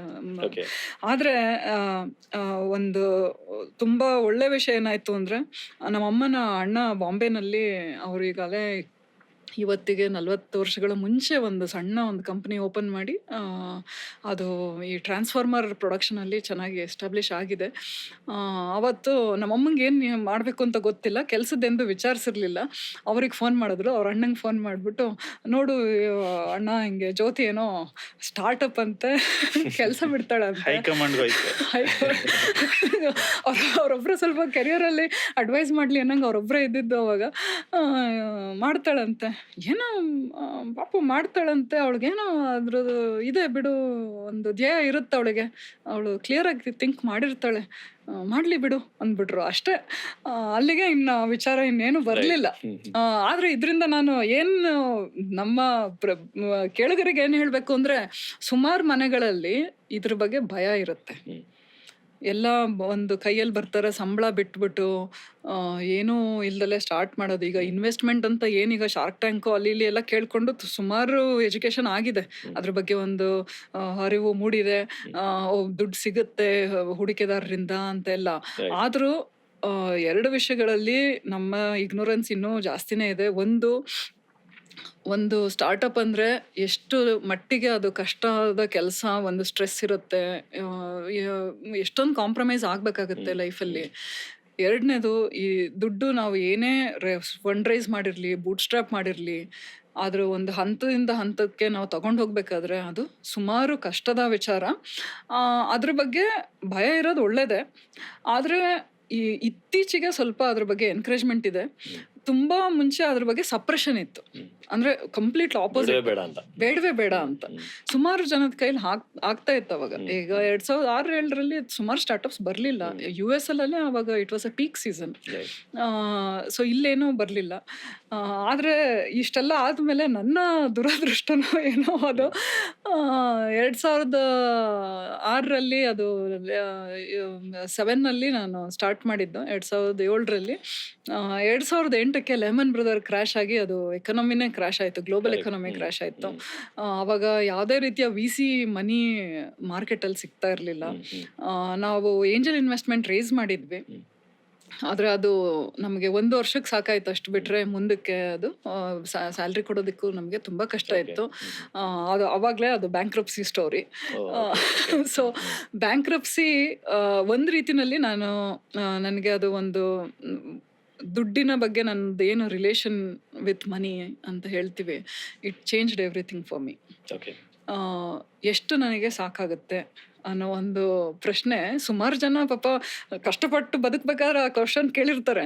ಆದ್ರೆ ಎಲ್ಲ ದುಡ್ಡಲ್ಲೇ ತುಂಬಾ ಚೆನ್ನಾಗಿ ಸಂಬಳ ಎಲ್ಲ ತಗೊಂಡು ಒಳ್ಳೆ ಸ್ಥಿತಿನಲ್ಲಿ ಇದ್ದು ಬಂದು ಎಷ್ಟು ದುಡ್ಡು ಸಾಕಾಗುತ್ತೆ, ಅಷ್ಟ್ರಲ್ಲಿ ನಾನು ನಡೆಸ್ಬೋದಾ ಜೀವನ, ಯಾಕೆಂದ್ರೆ ನನ್ನ ಕಂಪ್ನಿ ಕಟ್ಟೋ ಆಸೆ ಇದೆ ಅನ್ನೊಂದಾಗ ಬಂದಾಗ ಅದು ಸಫಿಷಿಯನ್ಸಿ ಅಂತ. It is not scarcity. ಅವೆರಡರ ಒಂದು ನನಗೆ ಸಾರಿ ಕನ್ನಡದಲ್ಲಿ ಶಬ್ದ ಬರ್ತಾ ಇಲ್ಲ, ಬಟ್ ಯಾಕೆಂದ್ರೆ ಆ ಸಫಿಷಿಯನ್ಸಿ ಏನಿದೆ ಅದು ಒಂದು ಕಂಟೆಂಟ್ ಇಂದ ಬರುತ್ತೆ. ನನಗೆ ಇಷ್ಟು ಒಂದು ಖರ್ಚಿಗೆ ಇಷ್ಟಿದ್ರೆ ಸಾಕು, ನಾನು ಇದನ್ನೇ ಇವಾಗ ಮಾಡ್ತೀನಿ ಅಂತ. ಈ ಒಂದು ಮೈಂಡ್ ಸೆಟ್ ಇದ್ದಾಗ ನೀವು ಒಂದು ಕಂಪ್ನಿ ಬೆಳೆಸೋದಕ್ಕಾಗ್ಲಿ ಅಥವಾ ಒಂದು ದುಂದು ವೆಚ್ಚ ಅನ್ನೋದು ಏನು ಬರೋದಿಲ್ಲ. ಇದು ಒಂದು ತುಂಬಾ ಒಂದು ಇಂಪಾರ್ಟೆಂಟ್ ಆದ ಟ್ರೇಟ್ ಫಾರ್ ಅನ್ ಆಂಟ್ರಪ್ರಿನರ್. ಹೌದು. ಮತ್ತೆ ಈಗ ಈ ಸುಮಾರು ಜನ ಈಗ ನಮ್ಮ ಕನ್ನಡದವ್ರೆ ಅದು ಈಗ ನಾರಾಯಣ ಮೂರ್ತಿ ಅವರಾಗ್ಲಿ ಎಲ್ಲ ಜನಕ್ಕೆ ಅದು ಅರ್ಥ ಆಗೋದು ಸ್ವಲ್ಪ ನನ್ಗನ್ಸೋದು ಕಷ್ಟ ಆಗುತ್ತೆ ಅಂತ. ಫ್ರೂಗಲ್ ಮೈಂಡ್ ಸೆಟ್ ಅನ್ನೋದು ಇರುತ್ತೆ. ಅದನ್ನ ನಾವು ನೆಗೆಟಿವ್ ಆಗಿ ಇವರು ಏನು ಖರ್ಚು ಮಾಡ್ತಿಲ್ಲ ಅನ್ನೋದು ಅದು ತಪ್ಪಾಗುತ್ತೆ. ಆಕ್ಚುಲಿ ಫ್ರೂಗಲ್ ಮೈಂಡ್ ಸೆಟ್ ಒಬ್ಬ ಫೌಂಡರ್ಗೆ ಆತರ ಒಂದು ಬಂದ ಮೇಲೆ, ಅಷ್ಟು ಕಷ್ಟಪಟ್ಟು ಅವ್ರು ಒಂದು ಸಂಸ್ಥೆನ ಕಟ್ಟಿದ್ಮೇಲೆ ಅದು ತಿರ್ಗಾ ದುಂದು ವೆಚ್ಚ ಮಾಡಕ್ ಮನ್ಸು ಬರೋದಿಲ್ಲ. ಅದು ಆ ರೀತಿ ಬರೋದಕ್ಕೆ ಸುಮಾರು ವರ್ಷಗಳೇ ಆಗ್ಬೇಕು. ಅಥವಾ ಯಾರೋ ಬೇರೆಯವ್ರೆ ಇಲ್ಲಪ್ಪ ನೀನೊಂದೇನಾದ್ರೂ ಒಂದು ಒಡವೆ ತಗೋ ಅಂದಾಗ ಅಷ್ಟೇ ನಾನು ತಗೊಂತೀನಿ ಬಿಟ್ರೆ ನಾನಾಗೆ ತಗೊಳೋಣ ಹೋಗ್ಬಿಟ್ಟು ಅನ್ನೋದು ಮನ್ಸಿಗೆ ಬರೋದಿಲ್ಲ. ಅದು ಒಂದು ಈ ಬ್ಯಾಂಕ್ರಪ್ಸಿಯಿಂದ ಏನಾಯ್ತು ನನಗೆ, ಈ ರೀತಿ ಒಂದು ವ್ಯವಸ್ಥೆಯಿಂದ ಬದುಕಬೇಕು, ಇಷ್ಟರಲ್ಲಿ ನಾವು ಈ ಥರ ಲೆಕ್ಕಾಚಾರವಾಗಿ ಇರಬಹುದು ಅನ್ನೋದೊಂದು ಬಂತು. 2ನೇ ಒಂದು ದೊಡ್ಡ ಲರ್ನಿಂಗ್ ನನಗೆ, ನಾವಾಗ ನಮ್ಮ ಎಂಪ್ಲಾಯೀಸಿಗೆ ಸ್ಯಾಲ್ರಿ ಕೊಡೋಕ್ಕಾಗಲಿಲ್ಲ 1-2 ತಿಂಗಳು. ತುಂಬ ಕಷ್ಟದವರು ಇದ್ರು ಎಲ್ಲ. ಈಗ ನಾವು ಒಂದು ಸಂಸ್ಥೆ ಕಟ್ಟಬೇಕು ಅಂತ ಬಂದಾಗ ನಮ್ಮ ಧ್ಯೇಯ ಬೇರೆ. ಅವ್ರಿಗೆ ಪಾಪ ಅವರು ಕೆಲಸಕ್ಕೆ ಅಂತಾನೆ ಬಂದವ್ರಿಗೆ ದುಡ್ಡು ಕೊಡ್ದಲೇ ನಾವು ಕೆಲಸ ಮಾಡಿಸೋದು ಸರಿ ಹೋಗೋದಿಲ್ಲ. ಮತ್ತೆ ಅದನ್ನ ನೋಡಿ ನನಗೆ ತುಂಬಾ ಸಂಕಟನೇ ಆಗಿ ನಾನು ಮಾರ್ಕೆಟಿಂಗ್ ಮಾಡಕ್ ಹಿಡಿದಿದ್ದು. ಅದನ್ನ ಇನ್ನೊಂದು ನಿಮಿಷದಲ್ಲಿ ಹೇಳ್ತೀನಿ, ಹೈಮೆಂಟ್ಸ್ ಹೆಂಗ್ ಸ್ಟಾರ್ಟ್ ಆಯ್ತು ಅನ್ನೋದು ಇಲ್ಲಿಂದ ಶುರುವಾಗುತ್ತೆ. ನಾನು ಕನ್ಸಲ್ಟಿಂಗ್ ಮಾಡ್ಕೊಂಡು ನನಗೆ ಬರೋ ಒಂದು ಏನು ಸಂಭಾವನೆ ಇತ್ತು ಅದರಲ್ಲಿ ನಾವು ಸ್ಯಾಲ್ರಿ ಕೊಡೋಕೆ ಹಿಡಿದ್ವಿ. ಒಂದು 6 ತಿಂಗಳು ಹೀಗೆ ನಡೆಸಿದ್ವಿ. ನಮ್ಮ ಕೋಫೌಂಡರ್ ನಿಶಾಂತ್ ಅಂತ, ಅವ್ರು ಫುಲ್ ಟೈಮ್ ರಿವ್ಯೂಜಿಸ್ಟ್ ಅಲ್ಲಿ ಕೆಲಸ ಮಾಡ್ತಾ ಇದ್ರು. ನಾನು ಹೊರಗಡೆ ಹೋಗಿ ಕನ್ಸಲ್ಟ್ ಮಾಡೋದು, ಅದರಲ್ಲಿ ಸ್ಯಾಲ್ರಿ ಕೊಡೋದು, ಹೀಗೆ ಒಂದು 6-8 ತಿಂಗಳು ನಡೆಸಿದ್ವಿ. 2008 ಆಗ್ತಾ ಬಂತು. ನನಗೆ ಅಷ್ಟೊತ್ತಿಗೆ ಇದು ಯಾವ ಕಡೆನೂ ಹೋಗ್ತಾ ಇಲ್ವಲ್ಲ ಅನ್ನೋ ಒಂದು ಮನ್ಸಿಗೆ ಬಂದು ನಾನು ಅದು ಹೈಮೆಂಟ್ಸ್ ಕಡೆ ನನಗೆ ಅದು ಸ್ಟಾರ್ಟ್ ಆಗಿದ್ದು. ಬಟ್ ಇದರಿಂದ ನನಗೆ ಒಂದು ದೊಡ್ಡ ಪಾಠ ಏನು ಅಂದರೆ, ಯಾವುದೇ ಒಂದು ಕಂಪ್ನಿನಲ್ಲಿ 3 ಅಲ್ಲ 6 ತಿಂಗಳು ಸಂಬಳ ಕೊಡೋ ಅಷ್ಟು ದುಡ್ಡನ್ನು ರಿಸರ್ವ್ ಅಲ್ಲಿ ಇಡಬೇಕು ಅನ್ನೋದೊಂದು ದೊಡ್ಡ ಸ್ಟ್ರಾಂಗ್ ಆಗಿ ನನ್ನ ಮನಸ್ಸಿಗೆ ಬಂತು. ಈವನ್ ಕೋವಿಡ್ ಬಂದಾಗ ಕೂಡ ಹೈಮೈಂಡ್ಸ್ ಸಂಸ್ಥೆಯಲ್ಲಿ ನಾವು ಎಫ್ ಡಿನಲ್ಲಿ, ನಾಟ್ ಇವನ್ ಮಾರ್ಕೆಟ್, ಎಫ್ ಡಿಗಳಲ್ಲಿ ಒಂದು ಕನ್ಸಿಡರಬಲ್ ಅಮೌಂಟ್ನ ನಾವು ಇಟ್ಟಿದ್ವಿ. ಹಂಗಾಗಿ ಯಾವುದೇ ಒಂದು ಈ ದುಗುಡ ಮನಸ್ಸಿಗೆ ಯಾವುದೇ ಒಂದು ಟೆನ್ಷನ್ ಬರಬಾರ್ದು ಅಂತಲೇ ಅದೊಂದು ದೊಡ್ಡ ಲರ್ನಿಂಗ್ ನನಗೆ. ಎಂಪ್ಲಾಯೀಸಿಗೆ ಅಟ್ ಎನಿ ಕಾಸ್ಟ್ ಎಷ್ಟು ಸ್ಯಾಲ್ರಿ ಬೇಕೋ ಅಷ್ಟು ಇಟ್ಕೋಬೇಕು ಅಂತ. ಇವತ್ತಿನ ಏನು ಈಗ ವಿ ಸಿ ಫಂಡೆಡ್ ಕಂಪ್ನೀಸಲ್ಲಿ ನಾಳೆನೇ ಮುಚ್ಚಬೇಕು ಅಂತಂದರೆ ನಾಳೆ ಮುಚ್ಚಿಬಿಡ್ತಾರೆ. ಆ ಥರನೂ ನೋಡಿದ್ದೀವಿ ನಾವು. Sudden shut downs, sudden bankruptcy. So this is a big learning for me as a founder, and I think in a good way. ಇದನ್ನ ನೀವು ಹೈಮೈಂಡ್ಸ್ ಅಲ್ಲಿ ನಾನು ಡೇ ಒನ್ ಇಂದ ನಾನು ಅದನ್ನ ಅಪ್ಲೈ ಮಾಡಿದೆ. ಇದರಿಂದ ಒಂದಿಷ್ಟು ನೆಗೆಟಿವ್ ಎಫೆಕ್ಟ್ಸ್ ಆಗಿದೆ. ಅಂದ್ರೆ ಸ್ವಲ್ಪ ಕನ್ಸರ್ವೇಟಿವ್ ಮೈಂಡ್ ಸೆಟ್ ಆಗೋಯ್ತು. ನಾನು ಕಾಲೇಜಲ್ಲಾಗ್ಲಿ ನನ್ಗೆ ಗೊತ್ತಿರೋರು ಎಲ್ಲರೂ ತುಂಬಾ ಅಗ್ರೆಸಿವ್, ಇವಾಗ ಒಂಥರ ಮೆಲೋ ಆದಂಗೆ ಆ ರೀತಿನಲ್ಲಿ ನೋಡ್ಕೊಂಡ್ರೆ, ಹೈಮೈಂಡ್ಸ್ ಅಲ್ಲಿ ಸ್ವಲ್ಪ ಕನ್ಸರ್ವೇಟಿವ್ ಆಗಿ ನಾನು ಅಷ್ಟು ತುಂಬಾ ದೊಡ್ಡ ಬೆಟ್ಸ್ ನ ಮಾಡಕ್ ಹೋಗ್ಲಿಲ್ಲ. ಯಾಕೆಂದ್ರೆ ಇಲ್ಲಿ ಹೊಡೆತ ತಿಂದ ಮೇಲೆ ಸ್ವಲ್ಪ ಹುಷಾರಾಗಿ ಮಾಡಕ್ ಹಿಡಿದೆ.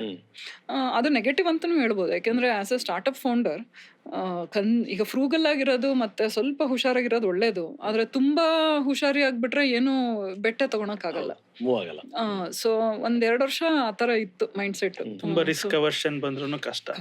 ಅಲ್ಲಿ ಒಂದು ಪ್ರಶ್ನೆ ಏನಂದ್ರೆ, ಈಗ ನಿಮ್ಮ ಮೊದಲನೇ ಅನುಭವದಲ್ಲಿ ಆಲ್ದೋ ಅದು ಫೇಲ್ ಆದ್ರೂ ನೀವು ನಿಮ್ಮ ಕೋ ಫೌಂಡರ್ ಇಬ್ರು ಇದ್ರಿ ಅಂತ ಹೇಳಿದ್ರಿ. ಹೌದು. ಸೊ ಅದಾದ್ಮೇಲೆ ಹೈವ್ ಮೈಂಡ್ಸ್ ಮಾಡಿದ್ರಿ. ಹೈವ್ ಮೈಂಡ್ಸ್ ಅಲ್ಲಿ ನೀವು ಒಬ್ಬರೇ ಮಾಡಿದ್ರಿ. ಸೊ ಸೋಲೋ ಫೌಂಡರ್ ಅನ್ನೋದು ಒಂದು ಏನೋ ಬಹಳ ಚರ್ಚೆ ಆಗುವಂತ ವಿಷಯ. VCs ಹತ್ರ ಹೋದ್ರೆ ನೀವು ಪಿಚ್ ಮಾಡಿದ ತಕ್ಷಣ ನಿಮ್ ಕೋ ಫೌಂಡರ್ ಇದ್ದಾರಾ, ಕಾಂಪ್ಲಿಮೆಂಟರಿ ಸ್ಕಿಲ್ಸ್ ಇದೆಯಾ, ಒಬ್ರಿಗೊಬ್ರು ಕಾಂಪ್ಲಿಮೆಂಟ್ ಮಾಡ್ಕೊಂಡು ಬೇಗ ಹೋಗೋದಕ್ಕಾಗತ್ತಾ ನಿಮ್ಗೆ ಅಂತ ಅನ್ನೋದು ಸಾಮಾನ್ಯವಾಗಿ ಕೇಳ್ತಾರೆ. ಸೊ ನೀವು ಸೋಲೋ ಫೌಂಡರ್ ಆಗಿ ಈ ಜರ್ನಿ ಶುರು ಮಾಡೋದಕ್ಕೆ ಏನ್ ಕಾರಣ ಇತ್ತು? ಅದರಿಂದ ನಿಮ್ಗೆ ಏನಾದ್ರು ಲಾಭ ಆಯ್ತಾ? ಅಥವಾ ಸಾಮಾನ್ಯವಾಗಿ ಹೇಳ್ತಾರೆ ಆಂಟರ್ಪ್ರಿನರ್ಶಿಪ್ ಜರ್ನಿ ಇಸ್ ಲೋನ್ಲಿ ಅಂತ. ಆ ಲೋನ್ಲಿನೆಸ್ ಅಲ್ಲಿ ಕೋ ಫೌಂಡರ್ ಇದ್ರೆ ಏನೋ ಒಂದು ಶೇರ್ ಮಾಡ್ಕೊಳಕ್ಕೆ, ಸ್ವಲ್ಪ ಐಡಿಯೇಟ್ ಮಾಡಕ್ಕಿರ್ಬಹುದು, ಎಷ್ಟೊಂದು ಸ್ಟ್ರೆಸ್ನ ಕಡಿಮೆ ಮಾಡ್ಕೊಳಕ್ ಆಗತ್ತೆ. ಬಟ್ ಒಬ್ಬರೇ ಹೊರಟಾಗ ಅದಿರಲ್ಲ, ಆ ಒಂದು ಅನುಕೂಲ ಇರಲ್ಲ. ಸೊ ಯಾಕೆ ಸೋಲೋ ಫೌಂಡರ್ ಹೋದ್ರಿ ಅಂತ? ಸೊ ಹೇಳ್ಬೇಕು ಅಂದ್ರೆ, ನೀವು ಹೇಳ್ದಂಗೆ solo founder is a very tough journey. ನಾನು ಈಗ ಸುಮಾರು ಸ್ಟಾರ್ಟಪ್ ಫೌಂಡರ್ಸ್ಗೆ ನಾನು ಅವ್ರಿಗೆ ಗೈಡ್ ಮಾಡ್ತೀನಿ. I always want them to have cofounders. ಇದು ನನ್ನ ತಪ್ಪಿಂದ ತಿಳ್ಕೊಂಡೆ ಅಂತೇನಲ್ಲ, ಅದು ಸೋಲೋ ಫೌಂಡರ್ ಆಗಿದ್ದು ಆಕಸ್ಮಿಕ. ನಾನು ಹೀಗೆ ಮಾಡಬೇಕು ಅಂತ ಸ್ವಂತವಾಗಿ ನಾನು ಒಬ್ಬಳೇ ಕಟ್ಟಬೇಕು ಅಂತ ಯಾವುದೇ ರೀತಿಯ ಒಂದು ಮನಸ್ಸಲ್ಲಿ ಇರಲಿಲ್ಲ. ನನಗೆ as a entrepreneur, as an investor, ನನ್ನ ಸ್ಟ್ರಾಂಗ್ ಒಪಿನಿಯನ್ ಕೂಡ ನೀವು 2-3, ಅದಕ್ಕಿಂತ ಜಾಸ್ತಿ ಆದ್ರೂ ಕಷ್ಟ ಆಗುತ್ತೆ. 2-3 ಜನ ಸೇರಿ ಮಾಡೋದು ಒಳ್ಳೇದು. ಬಟ್ ಈಗ ಜರ್ನಿ ಸೋಲೋ ಫೌಂಡರ್ ಹೆಂಗಾಯ್ತು ಅಂದ್ರೆ, ಈಗ ನಾನು ರಿವ್ಯೂ ಜಸ್ಟ್ ಅಲ್ಲಿ ಬ್ಯಾಂಕ್ರಪ್ಸಿ ಇದ್ದಾಗ ನಾನು ಕನ್ಸಲ್ಟ್ ಮಾಡಕ್ ಹಿಡಿದ್ನಲ್ಲ, ಅವಾಗ ಸಿಂಪ್ಲಿ ಲರ್ನ್ ಅಲ್ಲಿ ಇಬ್ದಿದ್ರೆ ನಾನು ಕೃಷ್ಣ ಕುಮಾರ್ ಅವರು ಫಸ್ಟ್ 2010 ಏನೋ ಮೀಟ್ ಆಗಿದ್ದೆ. ಇದೇ ತರ ಯಾವ್ದೋ ಒಂದು ರೂಮ್ ಅಲ್ಲಿ ಕೂತಿದ್ರು. ನಾನು ಹೋಗ್ಬಿಟ್ಟು okay what company is this ಅಂತ, ನಾನು we are building something called Simplilearn. Okay, is this your office ಅಂದ್ರೆ, no we have borrowed this room ಅಂದ್ರು. ಸೊ 2010 ಸುಮಾರು ಕಂಪ್ನಿಗಳು ಬ್ಯಾಂಕ್ ಬಜಾರ್ ಸ್ಟಾರ್ಟ್ ಆಯ್ತು. Simplilearn had just started.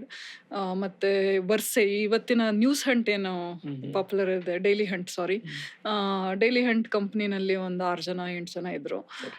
So ಸುಮಾರು startups ಜೊತೆ ನಾನು main TutorVista was one of my biggest consulting opportunity. ಅವತ್ತು K Ganesh ಮತ್ತೆ ಮೀನಾ ಗಣೇಶ್ ಅವರ ಕಂಪ್ನಿ, ಅಲ್ಲಿ ಈ ಕನ್ಸಲ್ಟ್ ಮಾಡ್ತಾ ಇದ್ದೆ. ಅಂದ್ರೆ 2 ದಿನ ಈ ಕಂಪ್ನಿಗೆ, ಅರ್ಧ ದಿನ ಆ ಕಂಪ್ನಿಗೆ, 3 ದಿನ ಇನ್ನೊಂದು ಕಂಪ್ನಿಗೆ. ಅವರಿಗೆ ಮಾರ್ಕೆಟಿಂಗ್ ಮತ್ತೆ ಅನಾಲಿಟಿಕ್ಸ್ ನಲ್ಲಿ ನಾನು ಗೈಡ್ ಮಾಡ್ತಾ ಇದ್ದೆ. ಸೊ ಈ ಒಂದು ಏನ್ ಕನ್ಸಲ್ಟಿಂಗ್ ನಡೀತಾ ಇತ್ತು, ಹೈಮೈಂಡ್ಸ್ ಇವತ್ತು ಒಂದು ಮಾರ್ಕೆಟಿಂಗ್ ಏಜೆನ್ಸಿ. ಮತ್ತೆ ನನಗೆ ಟೆಕ್ನಾಲಜಿ ಬ್ಯಾಕ್ಗ್ರೌಂಡ್ ಇರೋದ್ರಿಂದ ನಾನು ಒಂದು ಮಾರ್ಟೆಕ್ ಪ್ರಾಡಕ್ಟ್ನು ಕೂಡ ನಾನು ಸ್ವಲ್ಪ ಕನ್ಸ್ಯೂಮ್ ಮಾಡ್ಕೊಂಡಿದ್ದೆ. So Hymind started as a martech product plus consulting company. So ಈ ಮಾರ್ಟೆಕ್ ಅಂದ್ರೆ marketing marketing technology. Okay. So ನೀವು ಏನು ತಂತ್ರಜ್ಞಾನ ಏನು ಬಳಸ್ಬೋದು ಮಾರ್ಕೆಟಿಂಗಿಗೆ, ಅದೆಲ್ಲ ಮಾರ್ಟೆಕ್ ಸ್ಟ್ಯಾಕಲ್ಲಿ ಬರುತ್ತೆ. Right. ಸೊ ಈ ಜರ್ನಿ ನನಗೆ ಯಾವತ್ತು ಸ್ಟಾರ್ಟ್ ಆಯಿತು ಅಂತಲೇ ಹೇಳಕ್ಕೆ ಬರೋದಿಲ್ಲ. ಅದು it was a very natural segue. ಹಾಗಾದ್ರಿಂದ ಅದು ಸೋಲೋ ಫೌಂಡರ್ ಆಗಿ ಸ್ಟಾರ್ಟ್ ಮಾಡಿದೆ. Okay. ಆದರೆ ನನ್ನ ಒಂದು ಏನು ಒಪಿನಿಯನ್ ಇದೆ, ಒಂದು ಕೋಫೌಂಡರ್ ಆಗಿರೋದು ತುಂಬ ಅಟ್ಲೀಸ್ಟ್ 2-3 ಜನ ಇರೋದು ಒಳ್ಳೆಯದು. ಏನಕ್ಕೆ ಅಂದರೆ ಒಂದು ಬಿಸ್ನೆಸ್ನ ಏನು ವ್ಯಾಪ್ತಿ ಇದೆ ಅದನ್ನು ಒಬ್ಬರು ಎಲ್ಲದನ್ನು ನಿಭಾಯಿಸೋದಕ್ಕೆ ತುಂಬ ಕಷ್ಟ ಆಗುತ್ತೆ. ಬೇರೆ ಸ್ಕಿಲ್ ಸೆಟ್ಸ್ ಇರುತ್ತೆ. ಒಬ್ಬರಿಗೆ ಕಮ್ಯುನಿಕೇಷನ್ ಚೆನ್ನಾಗಿರುತ್ತೆ, ಇನ್ನೊಬ್ಬರಿಗೆ ಫೈನಾನ್ಸಲ್ಲಿ ಒಂದು ಏನೋ ಸ್ಟ್ರೆಂತ್ ಇರುತ್ತೆ. ಸೊ 2-3 ಜನ ಇದ್ದಾಗ ಇದನ್ನು ಮಿಕ್ಸ್ ಆ್ಯಂಡ್ ಮ್ಯಾಚ್ ಮಾಡ್ಬೋದು. ಎರಡನೇದು ನೀವು ಹೇಳ್ದಂಗೆ it's lonely at the top. ನನಗೆ ಜ್ಞಾಪನಂಗೆ ಒಂದು ಹೈಮಂಡ್ ಸ್ಟಾರ್ಟ್ ಮಾಡಿ 2-3 ವರ್ಷ ಆದಮೇಲೆ ಬೆನ್ ಹಾರೋವಿಟ್ಸ್ ಒಬ್ಬರು ತುಂಬ ಚೆನ್ನಾಗಿ ಬರೆಯುವಂಥ ಲೇಖಕರು, ಆಥರ್ ಅಂಡ್ ವೆಂಚರ್ ಕ್ಯಾಪಿಟಲಿಸ್ಟ್, ಅವ್ರದ್ದೊಂದು ಬ್ಲಾಗ್ ಇತ್ತು, it's lonely at the top ಅಂತ. ಅದನ್ನು 100 ಸತಿ ಓದಿರ್ಬೋದು ನಾನು. ಯಾವತ್ತು ಬೇಜಾರಾಗತ್ತೋ ಈ ಥರ, ಅಯ್ಯೋ ಇದನ್ನ ಯಾರ ಹತ್ರನೂ ಹೇಳ್ಕೊಳಕ್ಕಾಗಲ್ವಲ್ಲ, ಇದು ನನಗಿದೊಂದು ಏನೋ ಒಂದು ದ್ವಂದ್ವ ಇದೆ, ಇದೇನೋ ಡಿಸಿಷನ್ ಮಾಡೋದಕ್ಕೆ ನಂಗೆ ತುಂಬ ಕಷ್ಟ ಆಗ್ತಿದೆ ಅಂದಾಗ, ಅಥವಾ ಯಾವುದೋ ಒಬ್ರು ಕ್ಲೈಂಟು ಬಿಟ್ಟೋದ್ರು, ಈಗ ನೆಕ್ಸ್ಟ್ ಏನು ಮಾಡೋದು ಅಂತ ಎಂದಾದರೂ ಅನ್ನಿಸ್ದಾಗ, ಈಗ ನಿಮ್ಮ ಸಹೋದ್ಯೋಗಿಗಳ ಹತ್ರ ಹೇಳ್ಕೊಂಡ್ರೆ ಅವರು ಪಾಪ ಅವ್ರು ಸಾಲ್ವ್ ಮಾಡೋಕ್ಕಾಗಲ್ಲ, ಅವ್ರಿಗೆ ಇನ್ನೂ ಪ್ಯಾನಿಕ್ ಆಗಿಬಿಡುತ್ತೆ. So at the top you have to show confidence. So ಅದನ್ನ ಅವತ್ತು ದಿನ ನಾನು ಸಾಯಂಕಾಲ ಅಥವಾ ರಾತ್ರಿ ಅದನ್ನು 2 ಸತಿ ಓದೋದು, ನಿದ್ದೆ ಮಾಡೋದು, ಬೆಳಗ್ಗೆ ಅಂತ ಏನೋ ಒಂದು ಅದಕ್ಕೊಂದು ಸೊಲ್ಯೂಷನ್ ಹುಡ್ಕೋದು. So you have to go to sleep with a problem, wake up with a solution. Super. So ಇದು ಕಷ್ಟ, ಮಾಡೋದಕ್ಕೆ ತುಂಬ ಕಷ್ಟ.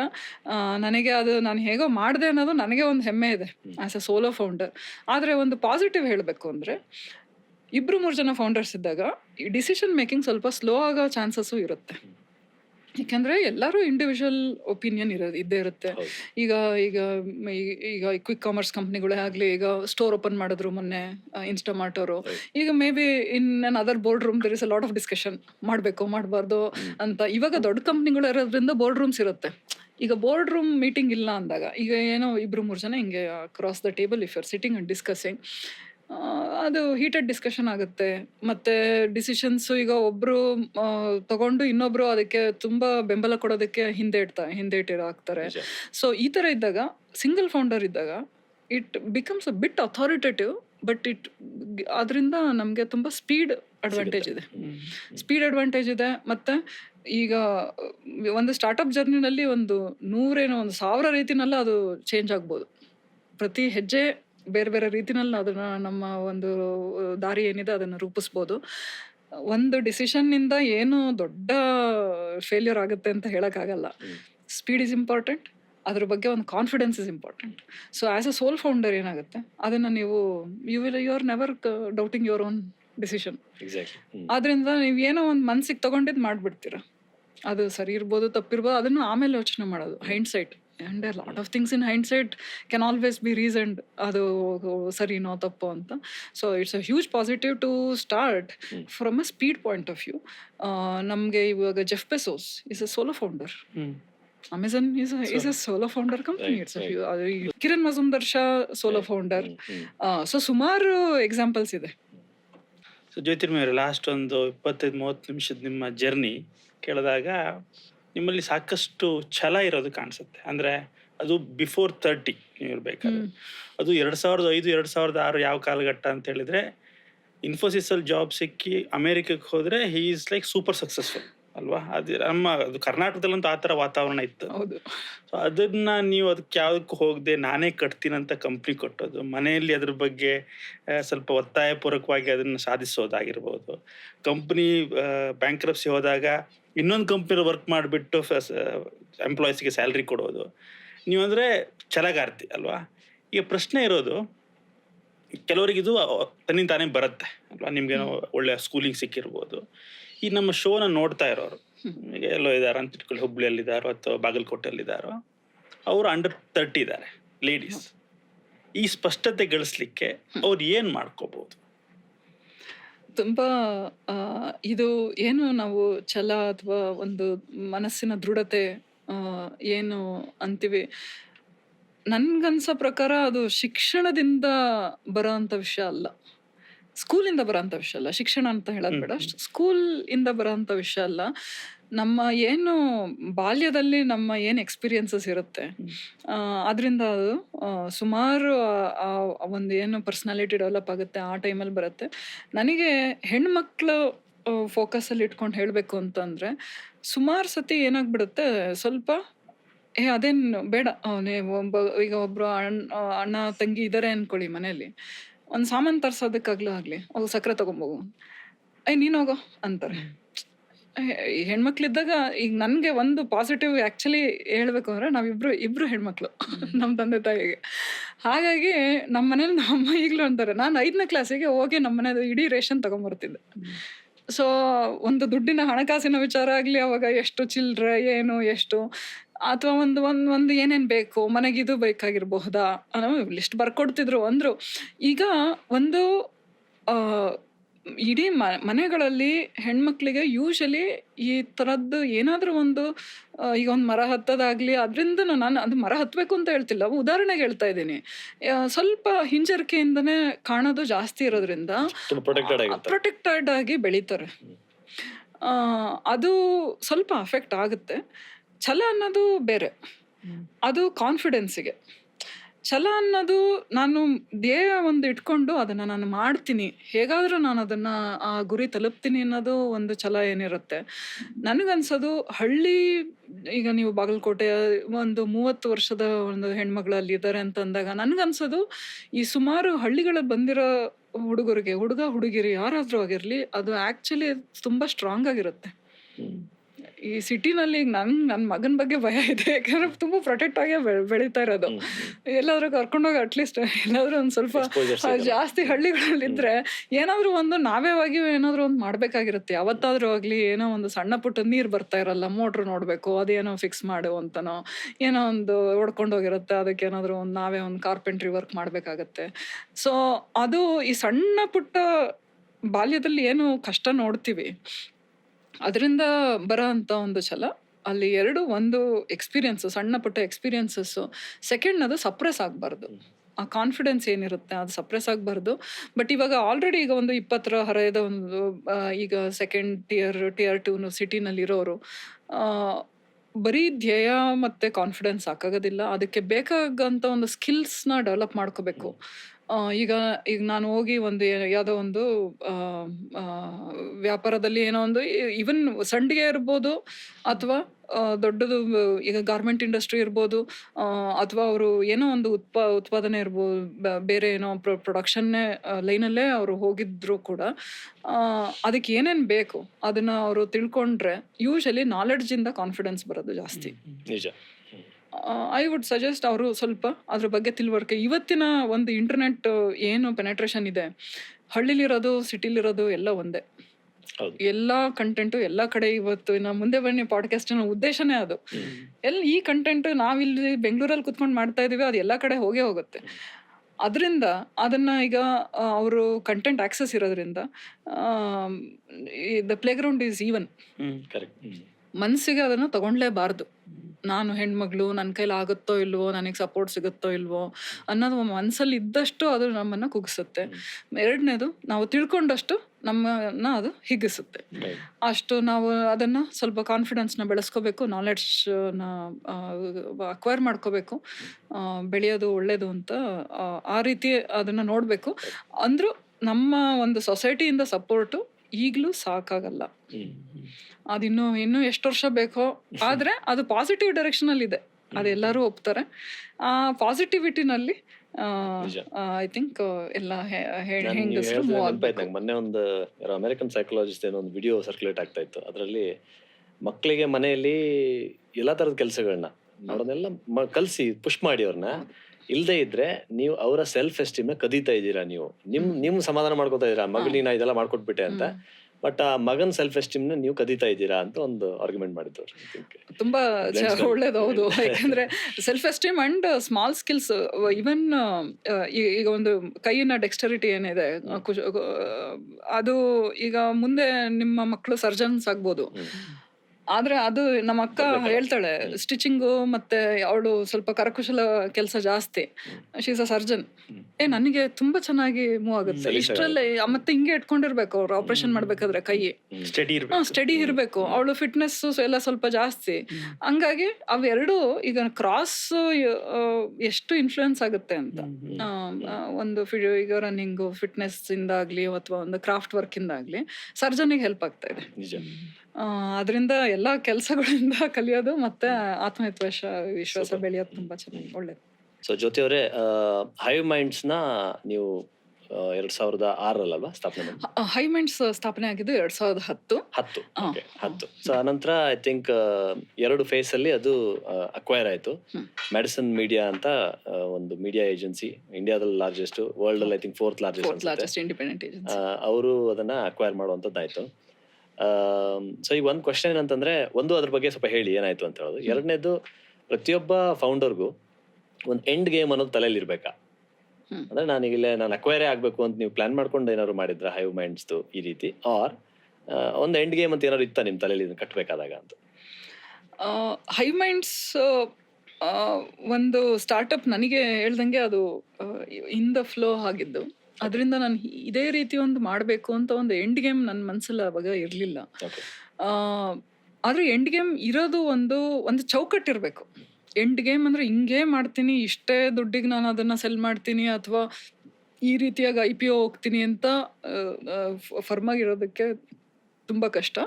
ಆದ್ರೆ ನನಗನ್ಸೋದು ಒಂದು ಎಂಡ್ ಗೇಮಿನ ಒಂದು ಚೌಕಟ್ಟಿರೋದು ಒಳ್ಳೇದು. ಏಕೆಂದ್ರೆ ಯಾರೇ ಒಬ್ರು ಆಂಟ್ರಪ್ರಿನರ್ ಆಗಲಿ ಒಂದು ಬಿಸ್ನೆಸ್ ಮಾಡಬೇಕಾದ್ರೆ ಅವ್ರಿಗೊಂದು ಆಬ್ಜೆಕ್ಟಿವ್ ಇರುತ್ತೆ. ಇದರಿಂದ ನನಗೆ ಇಷ್ಟು ದೊಡ್ಡ ಒಂದು ಸಂಸ್ಥೆಯಾಗಿ ಬೆಳೆಸ್ಬೇಕು ಅಂತನೋ ಅಥವಾ ಇಷ್ಟು ದುಡ್ಡನ್ನು ಸಂಪಾದಿಸ್ಬೇಕು ಅಂತನೋ ಅಥವಾ ಯಾವುದೋ ಒಂದು ಇಂಡಸ್ಟ್ರಿನಲ್ಲಿ ಚೇಂಜ್, ಈಗ ಅಗ್ರಿಕಲ್ಚರಲ್ಲಿ ಯಾರಾದ್ರೂ ಒಬ್ರು ಮಾಡ್ಬೇಕು ಅಂದ್ರೆ ಬೇಕಾದಷ್ಟಿದೆ ಮಾಡೋ ಅಂಥದ್ದು. ಈಗ ಆ ರೀತಿ ಒಂದು ಏನಾದ್ರು ಮಾಡ್ಬೇಕಾದ್ರೆ ಅದ್ರದ್ದೊಂದು ಎಷ್ಟು ಸೈಜ್ ಕಂಪ್ನಿ ಕಟ್ಟಬೇಕು ಅನ್ನೋದೊಂದು ಮನಸ್ಸಿಗಿರುತ್ತೆ, ಒಂದು ಇಮ್ಯಾಜಿನೇಷನ್ ಇರುತ್ತೆ. ಚಿಕ್ಕದಾಗಿ ಮಾಡ್ಬೇಕು, ಮೀಡಿಯಂ ಆಗಿ ಸೈಜ್, ಅಂದ್ರೆ ಪ್ರತಿಯೊಬ್ಬರು ಡೆಫಿನಿಷನ್ ಬೇರೆ. ಎಂಡ್ ಗೇಮ್ ಇದ್ರೆ ಒಂದು ಕ್ಲಾರಿಟಿ. ಈಗ ನಾನು ಮುಂಚೆ ಹೇಳಿದೆ, ಒಂದು ಸಾವಿರಾರು ರೀತಿಯಲ್ಲಿ ಒಂದು ಕಂಪ್ನಿ ಪಾತ್ ಬರ್ಬೋದು. ಆದ್ರೆ ಒಂದು ಎಂಡ್ ಗೇಮ್ ಇದ್ದಾಗ ನಾವು ಸ್ವಲ್ಪ ಆ ಡೈರೆಕ್ಷನಲ್ಲಿ ಮೂವ್ ಆಗ್ತೀವಿ. ಈಗ ಪೂರ್ವಕ್ಕೆ ಹೋಗ್ಬೇಕು, ಉತ್ತರಕ್ಕೆ ಹೋಗ್ಬೇಕು ಅಂದಂಗೆ ಸ್ವಲ್ಪ ಆ ಡೈರೆಕ್ಷನಲ್ಲಿ. ನಾನು ಬೇಕಾದ್ರೆ ಮಧ್ಯದಲ್ಲಿ ಹೋಗ್ಬಿಟ್ಟು ಈ ಕಡೆ ಲೆಫ್ಟಿಗೆ ತಿರುಗ್ಕೋಬಹುದು, ರೈಟಿಗೆ ತಿರುಗ್ಕೋಬಹುದು. ಆ ಡೈರೆಕ್ಷನಲ್ಲಿ ಮೂವ್ ಆಗೋದು ಅವಾಗ ಒಂದು ಟೈಮ್ ವೇಸ್ಟ್ ಆಗೋದಿಲ್ಲ, ರಿಸೋರ್ಸಸ್ ವೇಸ್ಟ್ ಆಗೋದಿಲ್ಲ. ಎಂಡ್ ಗೇಮ್ ಇರೋದು ಒಳ್ಳೇದು, ಮುಖ್ಯ. ಅದು ಎಂಡ್ ಗೇಮ್ ಇಲ್ದಲೆ VC ಮನಿ ರೈಸ್ ಮಾಡೋದು ತುಂಬಾ ಕಷ್ಟ. ಈಗ ವೆಂಚರ್ ಕ್ಯಾಪಿಟಲ್, ಈಗ ಹೂಡಿಕೆದಾರರು ಏನಿರ್ತಾರೆ, ಯಾರೇ ಆಗ್ಲಿ, ಈಗ ಬಂಡವಾಳ ಹಾಕ್ಬೇಕಾದ್ರೆ ಅವ್ರಿಗೆ ಒಂದು ರಿಟರ್ನ್ಸ್ ಬೇಕು ಅಂತ ಹಾಕ್ತಾರೆ. ಎಸ್ಪೆಷಲಿ ಇನ್ನ ಮಾನಿಟರಿ ರಿಟರ್ನ್ಸ್, ರೈಟ್? ಈಗ ಫೌಂಡರ್ಗೆ ಬೇರೆ ತರ ಎಷ್ಟೊಂದು ಇಂಟ್ರೆಸ್ಟ್ ಇರ್ಬೋದು, ನಾನೇನೋ ಕೈಗಾರಿಕೆಯಲ್ಲಿ ಏನೋ ಒಂದು ಚೇಂಜ್ ಮಾಡ್ತೀನಿ ಅಂತ, ಬದಲಾವಣೆ ಅಂತ ಏನೋ ಇರ್ಬೋದು. ಹೂಡಿಕೆದಾರರಿಗೆ ಅದು ಮಾನಿಟರಿ ರಿಟರ್ನ್ಸ್ ಬೇಕು. ಆ ಥರ ಇರೋದ್ರಿಂದ ಒಂದು ಎಂಡ್ ಗೇಮ್ ಬಗ್ಗೆ ಒಂದು ಐಡಿಯಾ ಇರೋ ಒಂದು ಕ್ಲಾರಿಟಿನ ಅವರು ಫೌಂಡರ್ಸ್ ಅಲ್ಲಿ ನೋಡೋಕ್ಕೆ ಇಷ್ಟಪಡ್ತಾರೆ. ಅದನ್ನ ಬಾಯ್ಬಿಟ್ಟು ಹೇಳಬೇಕು ಅಂತ ಏನಿಲ್ಲ. ನಾನು ಇಷ್ಟು ಮಾರ್ಕೆಟ್ನ ಕ್ಯಾಪ್ಚರ್ ಮಾಡ್ತೀನಿ, ನಾನು ಇಷ್ಟು ರಾಜ್ಯಗಳಲ್ಲಿ ಇದನ್ನ ಬೆಳೆಸ್ತಾ ಇದ್ದೀನಿ, ಅಥವಾ ಇಷ್ಟು ದೇಶಗಳಲ್ಲಿ ನಾನು ಇದನ್ನ ತಗೊಂಡು ಹೋಗ್ತೀನಿ ಅಂತ ಒಂದು ಐಡಿಯಾ ಇದ್ದು ಅದನ್ನ ಕ್ಲಿಯರ್ಲಿ ಕಮ್ಯುನಿಕೇಟ್ ಮಾಡಬೇಕಾಗತ್ತೆ. ಏಕೆಂದ್ರೆ ಅವರಿಗೆ ಅದು ಎಕ್ಸಿಟ್ ಆಗಬೇಕು. ಆದರೆ ಈ ಹೈ ಮೈಂಡ್ಸ್ ಸ್ಟಾರ್ಟ್ ಮಾಡಬೇಕಾದ್ರೆ ನನಗೆ ಆಗಿದ್ದು ಪ್ರಾಬ್ಲಮ್ ಅಂದರೆ, ನಾನು ಬ್ಯಾಂಕ್ರಪ್ಸಿಯಿಂದ ಇಲ್ಲಿಗೆ ಬಂದೆ, ಆ ಸ್ಟೋರಿ ಆಲ್ರೆಡಿ ಕೇಳಿದ್ವಿ. ನನಗೆ ಮಾರ್ಟೆಕ್ಸ್ ಪ್ರಾಡಕ್ಟ್ ಏನಿತ್ತು ಅದಕ್ಕೆ ನನಗೆ ಒಂದು ಎಂಡ್ ಗೇಮ್ ಥರ ಮನಸ್ಸಲ್ಲಿತ್ತು.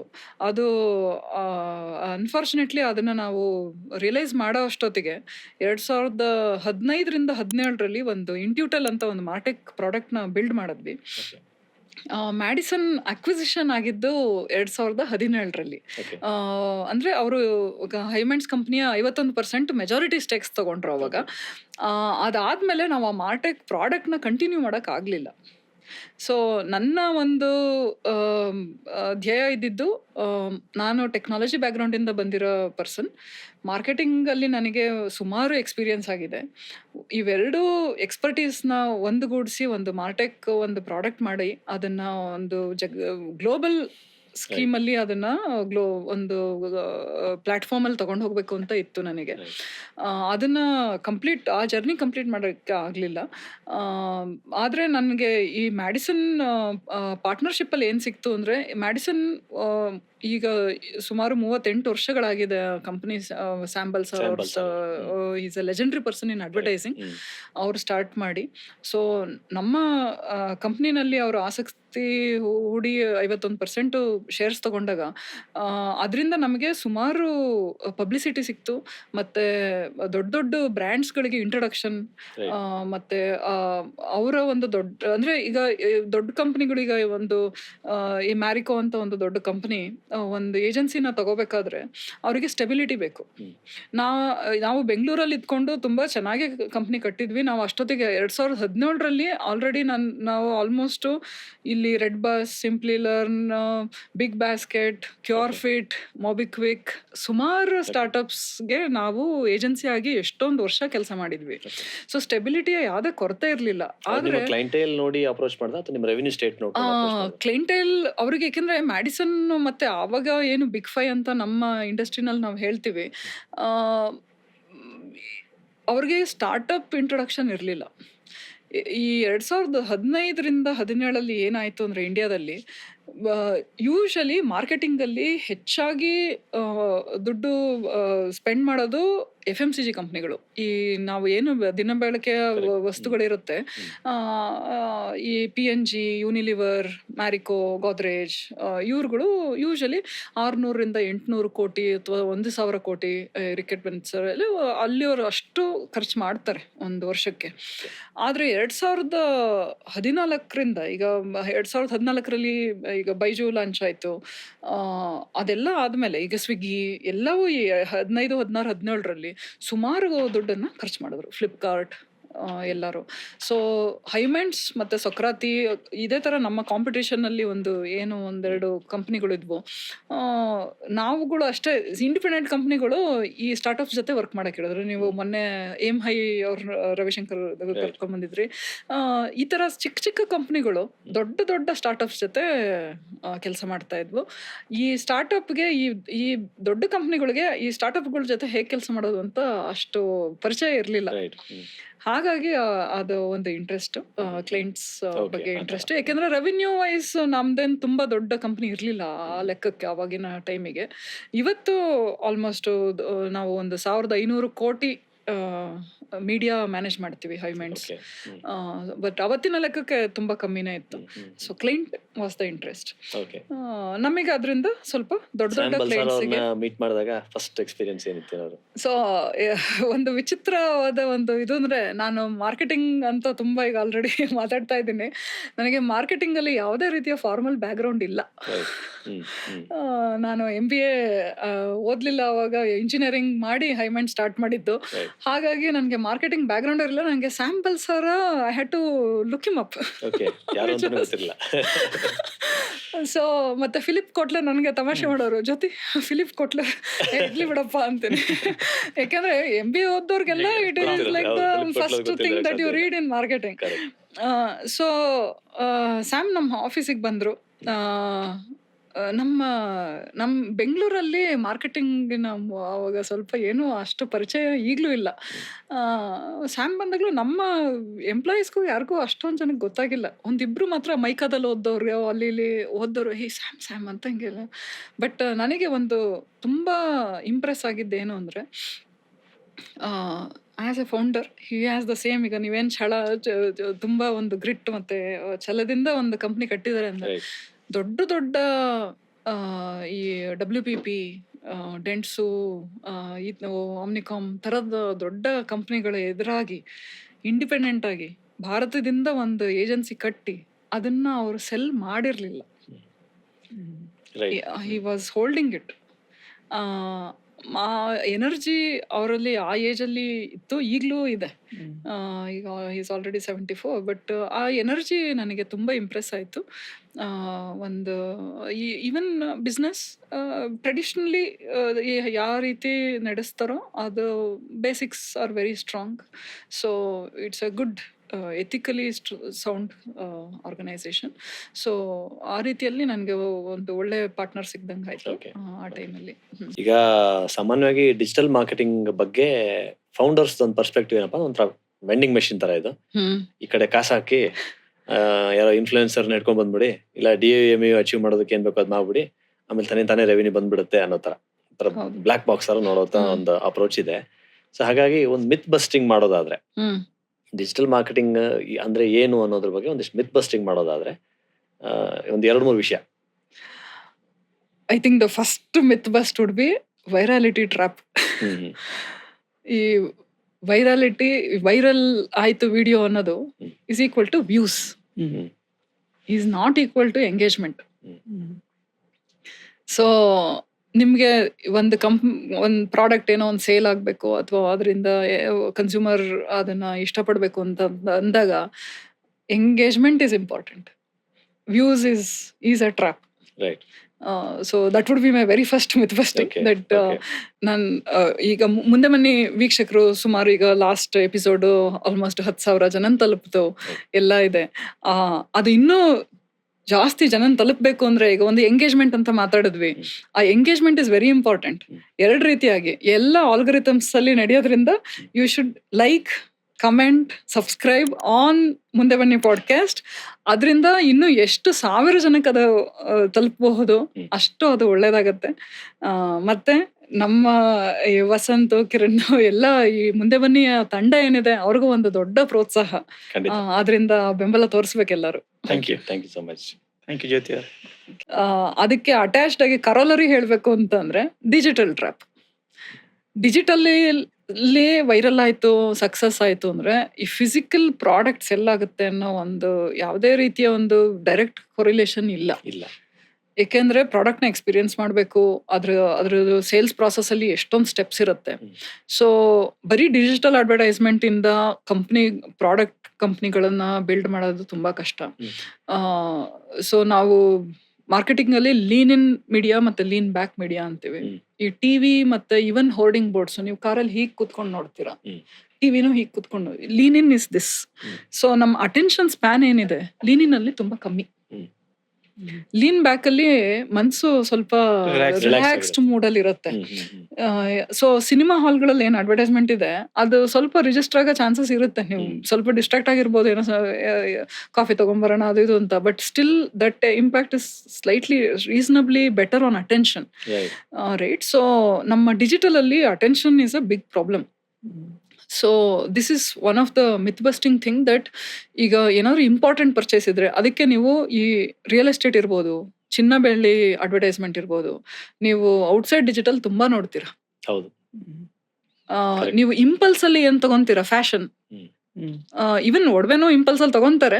ಬಟ್ ಅದಕ್ಕೆ ಚಿನ್ನ ಬೆಳ್ಳಿ ಅಂತ ಹೇಳಿದ್ದು. ಬಟ್ ಆದ್ರೆ ಈ ಫ್ಯಾಷನ್, ಕನ್ನಡಕ ಅಂತವೆಲ್ಲ ಡಿಜಿಟಲ್ ಆಡ್ಸ್ ಅಲ್ಲಿ ಜಾಸ್ತಿ ಇರುತ್ತೆ. ಯಾಕಂದ್ರೆ ಇದು ನೋಡ್ತೀರಾ, ಇಷ್ಟ ಹೌದು. ನಿಮ್ಗೆಲ್ಲ ಅಟೆನ್ಷನ್. So this is one of the biggest myth busting, viral trap and digital trap. The second one if I have to say is related to the product distribution. ಈಗ ವಿತರಣೆ ಮಾಡೋದೇನು ಡಿಸ್ಟ್ರಿಬ್ಯೂಷನ್, ಈಗ ಆಲ್ಮೋಸ್ಟ್ ಈ FMCG ಕಂಪ್ನಿಗಳಾಗಿರ್ಬೋದು, appliances, fan, motors ಏನಾದರೂ ಇರ್ಬೋದು, ಅದು consumer ಹತ್ರ ಇರಬೇಕು. ಈ ಅಮೆಝಾನ್ ಮತ್ತೆ ಫ್ಲಿಪ್ಕಾರ್ಟ್ ಅಥವಾ ಎನಿ ಕಾಮರ್ಸ್ ಏನ್ ಮಾಡ್ತು ಅಂದ್ರೆ ಅದನ್ನ ನ್ಯೂಟ್ರಲೈಸ್ ಮಾಡ್ಬಿಡ್ತು. ನೀವು ನನ್ನ ವೆಬ್ಸೈಟ್ ಮೇಲೆ ಹಾಕಿದ್ರೆ ನೀವು ಯಾವುದೋ ಒಂದು ತಿರುಚನಾಪಳ್ಳಿ ಯಾವುದೋ ಒಂದು ಸಣ್ಣ ಊರಲ್ಲೂ ಅದು ತಲುಪುತ್ತೆ, ಬಾಂಬೆಗೂ ಹೋಗುತ್ತೆ ಅನ್ನೋ ಒಂದು distribution doesn't matter, I will deliver ಅಂತ. ಆದ್ರೆ ಇವಾಗ ಕ್ವಿಕ್ ಕಾಮರ್ಸ್ ಏನ್ ಬಂದಿದೆ ಈಗ ತಿರ್ಗಾ ಬರೀ ಮೆಟ್ರೋ ಸಿಟಿಗಳಲ್ಲಿ ಇದೆ. ಅಂದ್ರೆ ಮೆಟ್ರೋ ಮತ್ತೆ ಟೈರ್ 1 ಸಿಟೀಸ್ ಅಲ್ಲಿ ಏನಾಗಿದೆ, ಈಗ ಆ ಪಿನ್ ಕೋಡ್ ಅಲ್ಲಿ ಅದನ್ನ ಪ್ರಾಡಕ್ಟ್ ನ ನಾವು ಆ ಸ್ಟೋರ್ ಅಲ್ಲಿ ಹಾಕಿದ್ರಷ್ಟೇ ಅದು ವಿತರಣೆ ಆಗುತ್ತೆ.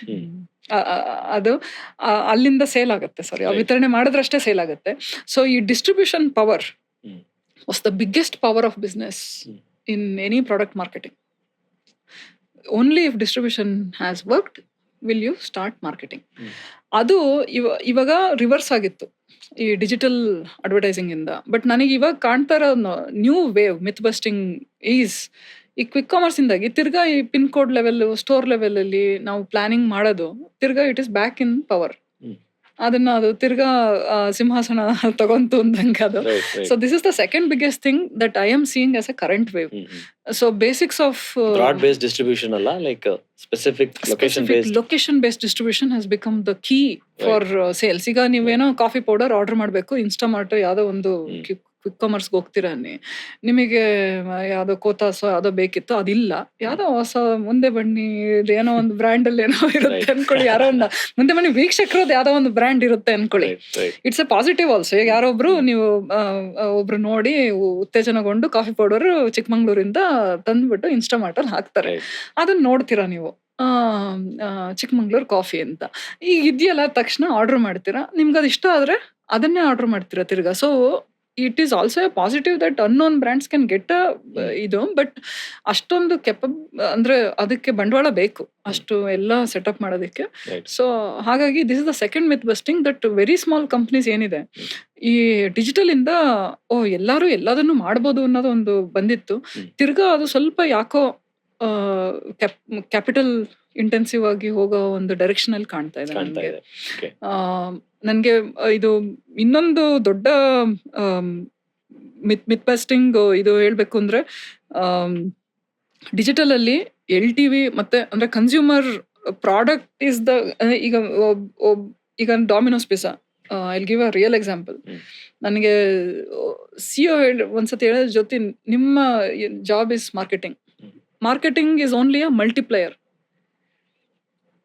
ಈಗ ಒಂದು ಈಗ ನಿಮ್ಗೆ ಬರೀ ಒಬ್ರು ಕಸ್ಟಮರ್ ಇದ್ದು ನೀವು 18 ಸತಿ ಅವ್ರಿಗೆ ಆರ್ಡರ್ ತರಿಸಿದ್ರೆ, ಈಗ ಅದೇ ಇಬ್ರಿದ್ರೆ ಅದು ಡಬಲ್ ಆಗತ್ತೆ. 3 ಜನ ಇದ್ರೆ ನಂಗೆ ಈಗ ಮಾರ್ಕೆಟಿಂಗ್ ಅದನ್ನ 3 ಕಸ್ಟಮರ್ ಅಥವಾ ಅದು ಯಾವ್ದೇ ಕಸ್ಟಮರ್ಗೆ ಅದು ಇಂಟ್ರೆಸ್ಟೇ ಬರ್ತಾ ಇಲ್ಲ ಅಂದ್ರೆ marketing cannot solve the problem. Product ಯಾವತ್ತಿಗೂ ಅದು ಒಂದು ಚೆನ್ನಾಗಿರ್ಬೇಕು. ನೀವೇನೋ ಒಂದು ಫಸ್ಟ್ ವೇವ್, ಈಗ ಬಿಗಿನಿಂಗ್ ಅಲ್ಲಿ ಹೇಳಿದ್ವಿ ಎಲ್ಲ ಸುಮಾರು ಸ್ಟಾರ್ಟ್ಅಪ್ಸ್ ಅಲ್ಲಿ it has become a black box. ಈ ಕಡೆಯಿಂದ ದುಡ್ಡು ಹಾಕೋದು, ಈ ಕಡೆಯಿಂದ ಕನ್ಸ್ಯೂಮರ್ ಬರುತ್ತೆ ಅಂತ.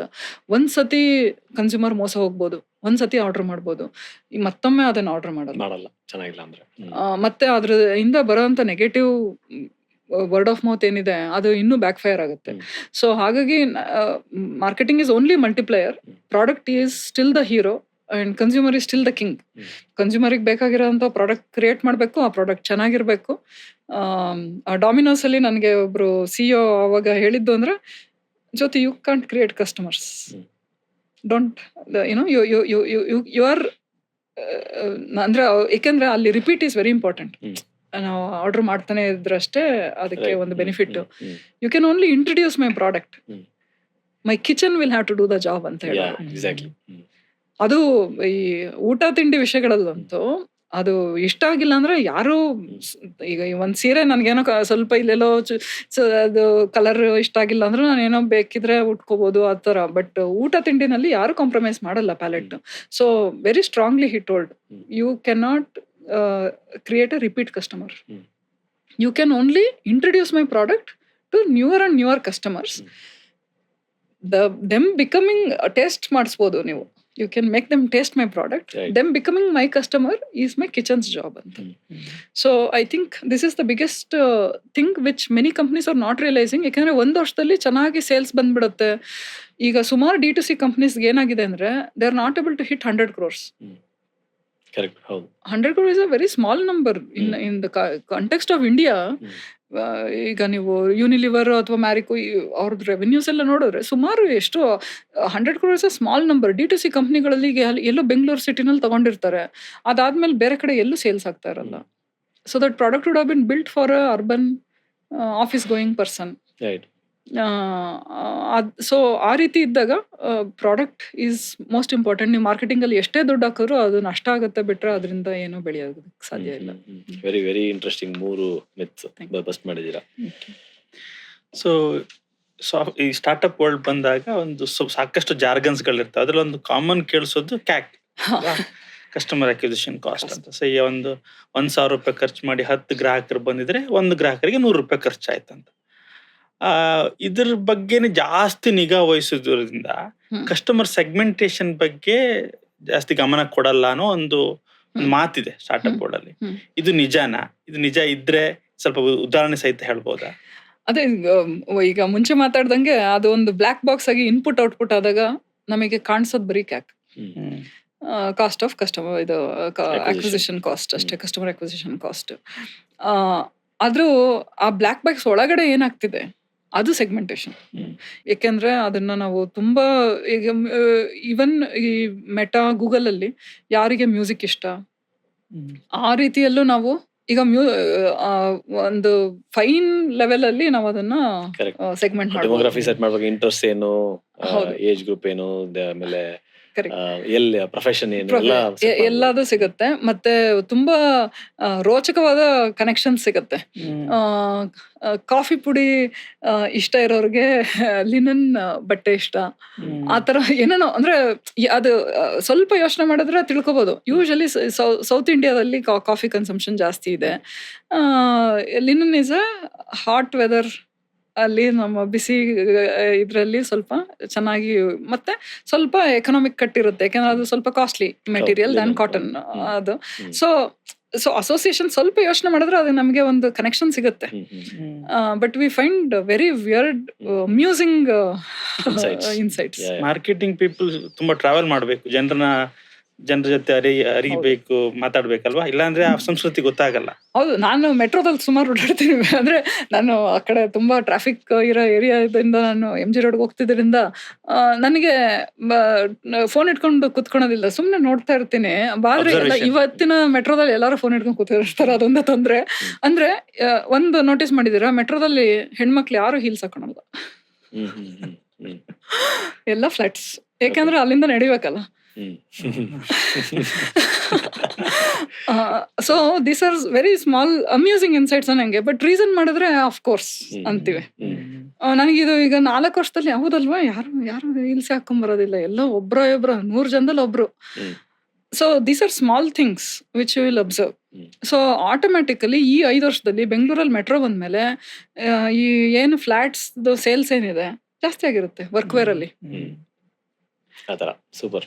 So these are ways to think, ಅನುಭವಗಳಷ್ಟೇ.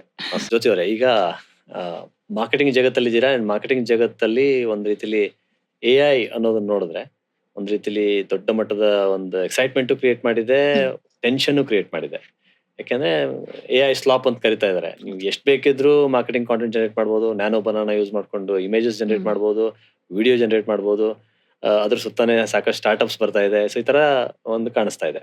But I think marketing ಅಂದ್ರೆ ಬರೀ ರಾಶಿ ಕಾಂಟೆಂಟ್ ತರೋದು ಅಷ್ಟೇ ಅಲ್ಲ, is also human touch, taste, ಆಮೇಲೆ ಅಭಿರುಚಿ, ಇವೆಲ್ಲ ಎಂಬೆಡೆಡ್ ಇದೆ ಅದರಲ್ಲಿ. ಸೊ AI ಅನ್ನೋದನ್ನ ನೀವು ಹೇಗೆ ನೋಡ್ತಾ ಇದ್ದೀರಾ, ಅಂದ್ರೆ ಮಾರ್ಕೆಟಿಂಗ್ ವಿಚಾರಕ್ಕೆ ಬಂದಾಗ?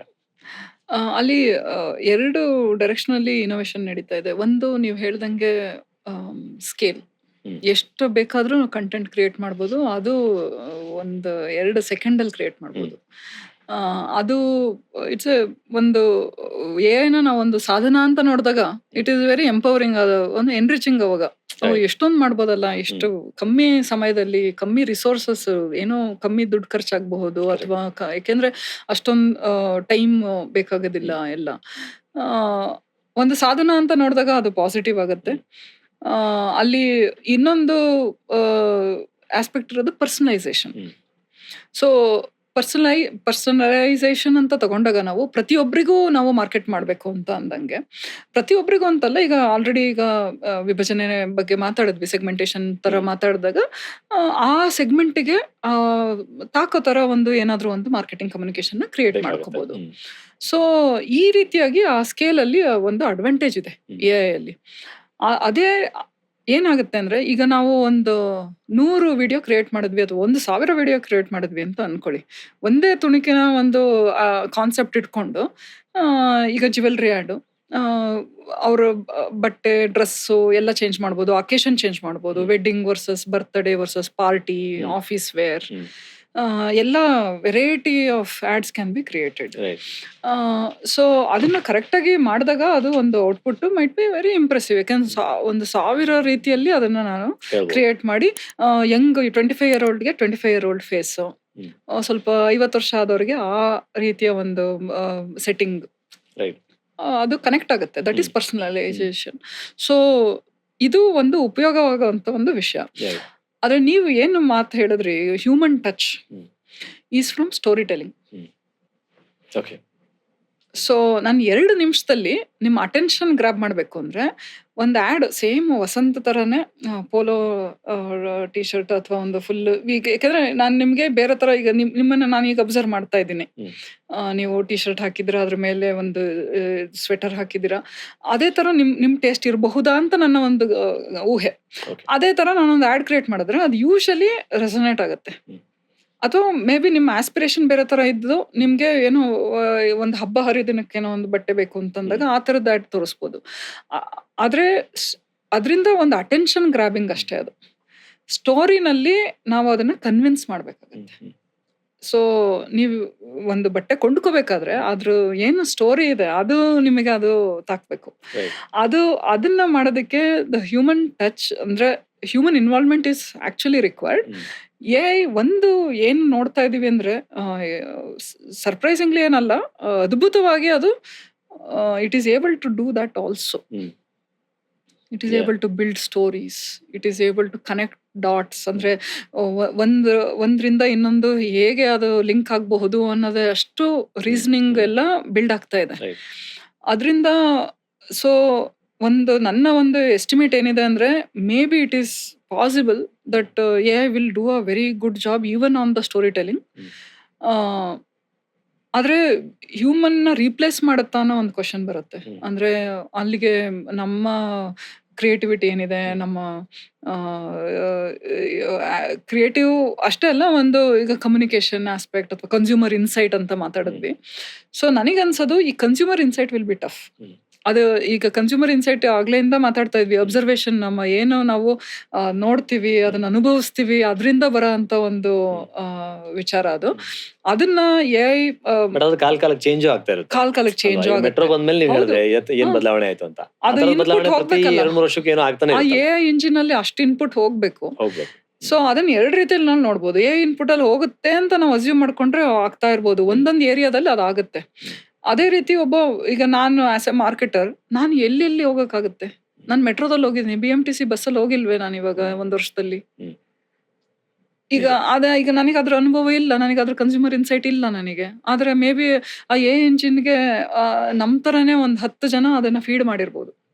So as a single entity it might be able to do better job than me ಅನ್ನೋ ನನ್ನ ಒಂದು ಅಭಿಪ್ರಾಯ ಅಲ್ಲಿ.